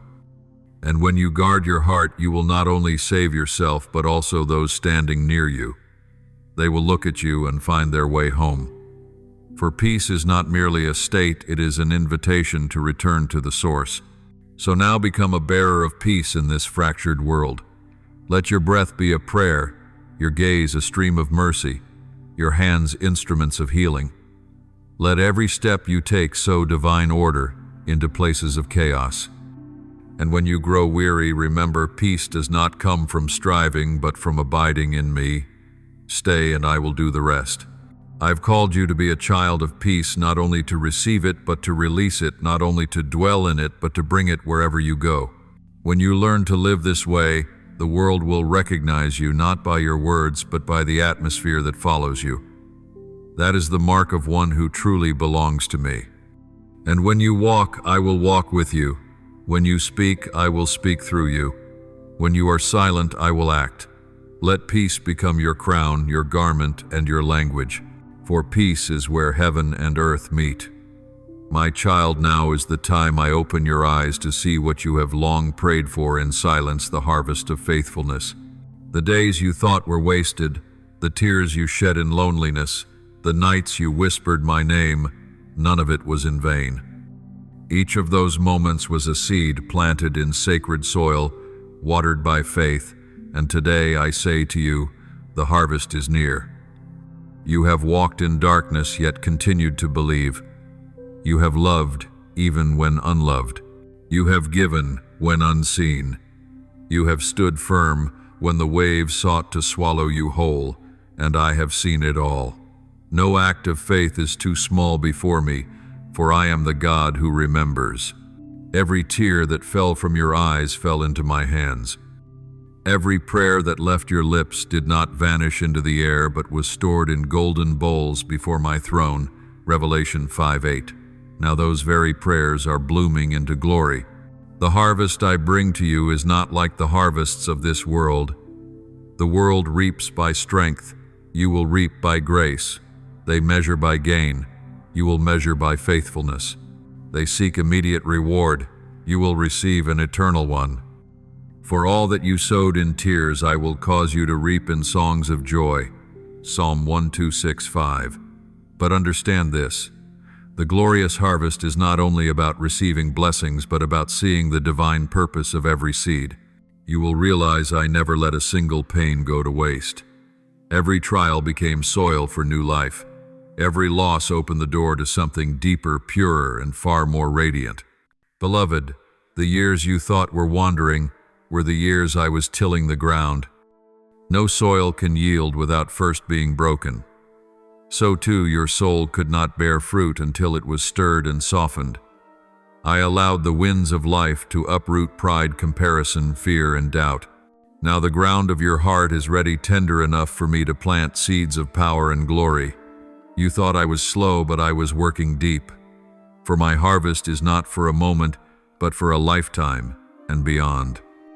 Look around you with spiritual eyes, and you will see tender shoots sprouting from the very places you once wept. From loss, I am birthing joy. From rejection, I am composing new songs. From the people you thought were gone forever, I am raising divine connections filled with heaven's breath. What you once called endings were beginnings in my design. Just as Joseph was sold into slavery only to save a nation, I too am transforming your wounds into instruments of redemption. You ask, Lord, why did the harvest take so long? Because my child, fruit that ripens too soon cannot endure. I love you too much to let you reap before you are ready to keep what I give. I waited until your heart matured, your eyes could discern real value, and your hands could hold blessings without clinging to them. I let you hunger so you would cherish the bread of life. I let you walk through darkness so you could recognize true light. And now that you have learned dependence, I say to you, the season is ripe. Prepare for the harvest not only with joy, but with humility. For the harvest is not just for you to enjoy, but to share. What you receive is not only for you, but for those I've placed around you. Open your hands, for I will fill them to overflowing. Open your heart, for I will make your love flow like rivers across meadows. Do not fear running dry, for I am the source. The more you pour out, the more I will pour in. And in that flow you will find the joy the world cannot comprehend, the joy of one who sows light. The glorious harvest does not come to exalt you, but to reveal my glory through you. When others witness what blooms in your life, they will know it was not by talent or chance, but by the hand of the Lord. I will turn the blessings in your life into a living testimony of grace. People will ask, how can this be? And the answer will echo, the Lord has done great things for me. But my child, in the harvest season, do not forget the Lord of the harvest. When you see the golden fields heavy with grain bow in worship before you gather, when your dreams take shape, lay them again at my feet. Harvests remain only when they are tied to the altar. Every blessing not returned to my hands will become a burden. Remember, I bless you to make you a blessing. Let what you receive flow through you, not stop with you. Life continues only when it gives. In this harvest, I will also restore what you thought was lost. There are people, opportunities, and dreams I once removed, not to punish you, but to purify you. Now I will return them in a new form, refined, radiant, sanctified. The things that once broke you will become proof of my restoration. Old wounds will bloom like flowers of grace, releasing fragrance for many. When I say harvest, do not think only of joy. The harvest is also a responsibility. You must tend what you receive, care for the souls I entrust to you, and guard the field from thieves. The enemy does not fear the season of sowing, he fears the season of reaping. But fear not, for I will set angels to guard your field. As long as you remain faithful and humble, no hand can steal what I have given. And I declare to you, this is your hour. No more delay, no more silence. The words I have spoken are awakening. The doors once shut are opening. Those who oppose you will see and know that I am the Lord your God, not for vengeance, but that my name may be glorified. This is not just your season of receiving it, is the season where I am exalted through your life. My beloved child, throughout your long journey there were times you believed I was silent, that all your efforts had fallen into nothingness. But today I tell you, not one moment of faithfulness has been wasted. Not one act of love is forgotten. Not one step of faith is meaningless. For I am the God of justice, and I never overlook the labor of those who have loved my name. The world praises those who succeed quickly, but heaven crowns those who remain faithful. True victory does not belong to the swift, but to those who never give up. When you continue to pray with no sign of result, when you love though it costs you pain, when you believe though the night is thick, that is, when you wear the crown of the true overcomer. For victory in my kingdom is not measured by applause, but by endurance of heart. Know this, my child, the faithful are not those who never fall, but those who rise again by grace. You have endured seasons of lost storms that shook your soul. Yet even then I saw that your flame did not go out. Weary, you still walked. Broken, you still believed. And those choices made again and again through the years have moved heaven itself. For I am not looking for perfection, I am looking for faithfulness. Do you remember, my child, Noah built the ark for decades while the skies were still clear. Abraham waited for his son while old age dried up every dream. Joseph remained faithful in prison, never knowing when freedom would come. They all shared one truth they believed while waiting. And it was that faith which made me call them friends of God. My child, I look upon you the same way. Each time you choose not to give up, the angels record your name in the scroll of the faithful. True glory does not come after noise, but after silent endurance. The faithful are like roots unseen, yet holding the tree steady through the storm. The world celebrates flowers, but I honor roots. Flowers last a season, but roots sustain a lifetime. You have learned to root yourself deeply in my word, and now, when the storm has passed, you remain standing.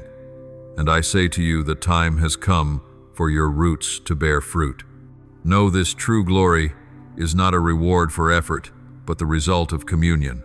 You cannot be faithful without being near me, and that nearness is what makes you shine. When you endure with love, wait with faith, and obey, in silence you shine brighter than 1,000 torches. That light does not come from your willpower, but from my presence within you. That is why the world cannot extinguish it, for my light needs no oil, only a surrendered heart. The faithful are the ones who change history in quietness. They are not always known on earth, but heaven knows their names. They do not always stand before crowds, but they stand in the exact place of my purpose. When you are faithful in the small, you are shaping the greater story I am writing for humanity. Every act of love, every interceding prayer, Every time you choose what is right, when no one sees, all are threads in the divine tapestry of glory I am weaving upon the world. You ask, Lord, how can I stay faithful in a world so full of temptation? Keep your eyes on me, not on the results. When you look at me, you will not grow weary, for your gaze will draw strength from my life. When you look at the reward, you will tire, but when you look at the giver, you will be renewed. Do not fear your smallness, for in my kingdom all greatness begins small. The faithful do not live to be remembered, they live so that I may be known. When you labor unseen, I see. When you endure in silence, I count every breath. When you pray for others, I touch them through your hands. And one day when you stand before my throne, I will look into your eyes and say, "Well done, good and faithful servant. Enter into the joy of your Lord." Matthew 2:5-1. Understand that true glory does not follow success but endurance. Your faithfulness has stripped the darkness of its power. Every yes you speak to me conquers legions of shadows. Every time you choose love over resentment, heaven opens. Every time you kneel in prayer, the kingdoms of the earth tremble.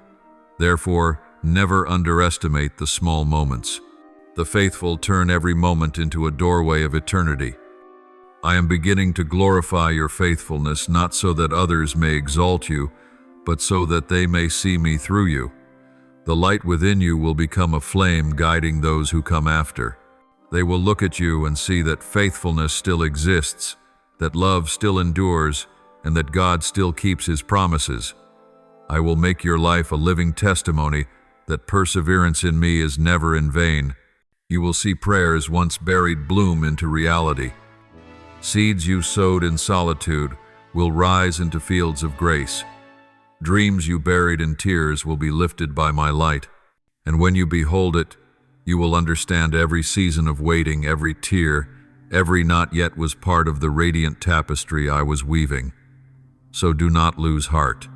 Your faithfulness is not only producing a harvest for you, but paving a path for those to come. You are the proof that grace is stronger than pain, that love triumphs over betrayal, and that light never dies in the heart of the believer.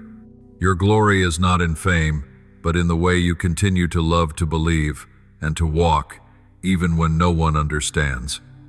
I am clothing you with the robe of endurance. It is not woven with gold, but with tears, faith, and steadfastness. Yet when light touches it, it shines brighter than any crown. Wear it with gratitude, for it is the mark of one who has walked through fire without burning, through waters without drowning. I delight in you, for you have kept your heart steadfast.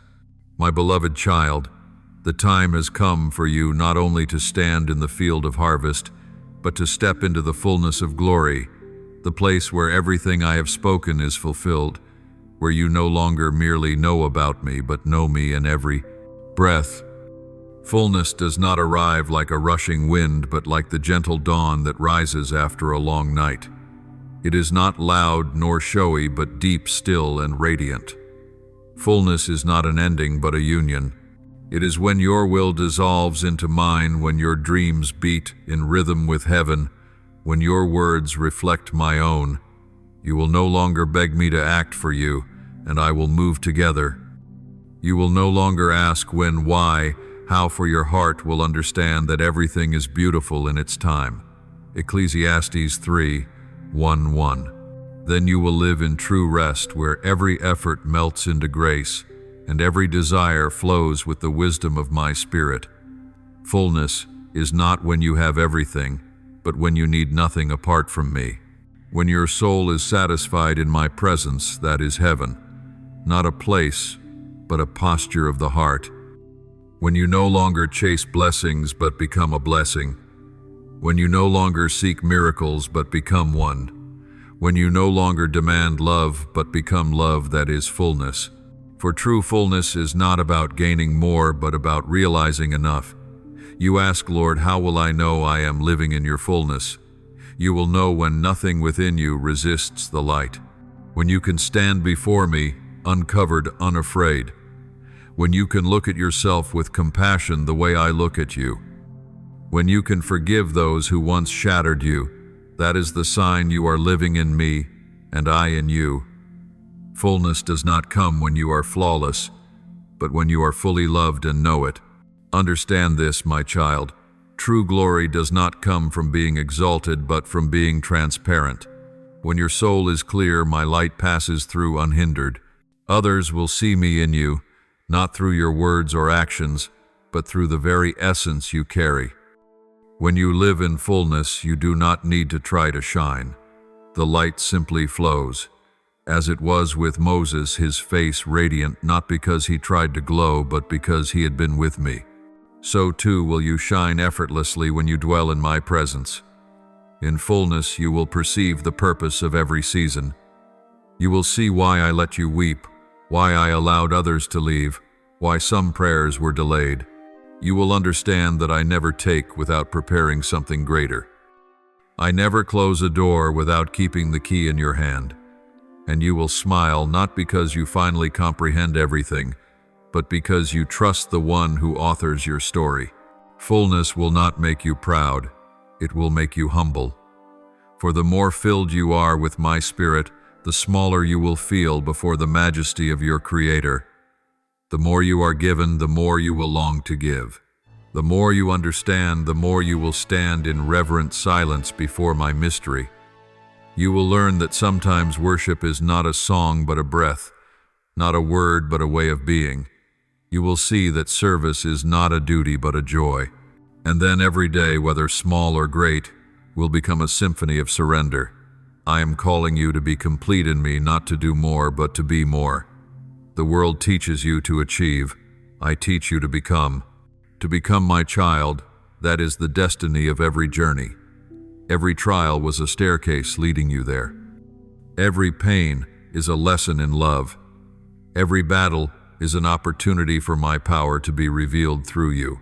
When you grasp this truth, you will stop fearing, stop grasping for control, stop asking when and how, for you will know everything is already complete in me. Fullness does not remove you from the world. It opens your eyes to see the world through mine. You will see others not by their sin, but by the potential I placed within them. You will love them, not because they deserve it, but because they are born of love itself. You will no longer divide between sacred and ordinary, for you will know where love abides, there I am. Then every word you speak, every task you do, even your silence will become worship. In fullness you will be a channel of my glory. I will make you a clear vessel through which my love flows into dry and barren places. You will no longer fear lack, for my river never runs dry. You will no longer fear loss, for nothing is truly lost when surrendered to me. You will no longer crave recognition, for I myself am your reward. Then your soul will sing without melody, worship without words, for everything within you, your breath, your gaze, your steps will whisper, "You are enough, my beloved." In fullness time and eternity meet. You will find yourself living in the present, unburdened by the past, untroubled by the future. You will know that this very moment, where you stand, where you breathe, where you simply are, is where heaven touches earth. I am here, you are here, and that is enough. No more separation, no more restless longing, no more fear of proving your worth, only the oneness of love. When you live in that place, you become the final testimony of glory, not by words but by presence. Others will draw near and feel peace because they will sense me. They will hear you speak and feel heaven's wind. They will look at you and see hope rise again. For one who is united with me carries the atmosphere of eternity. You will be my dwelling place, my hands that touch the earth, my gaze that lifts the broken. And in that moment, I will smile, for the plan will be complete.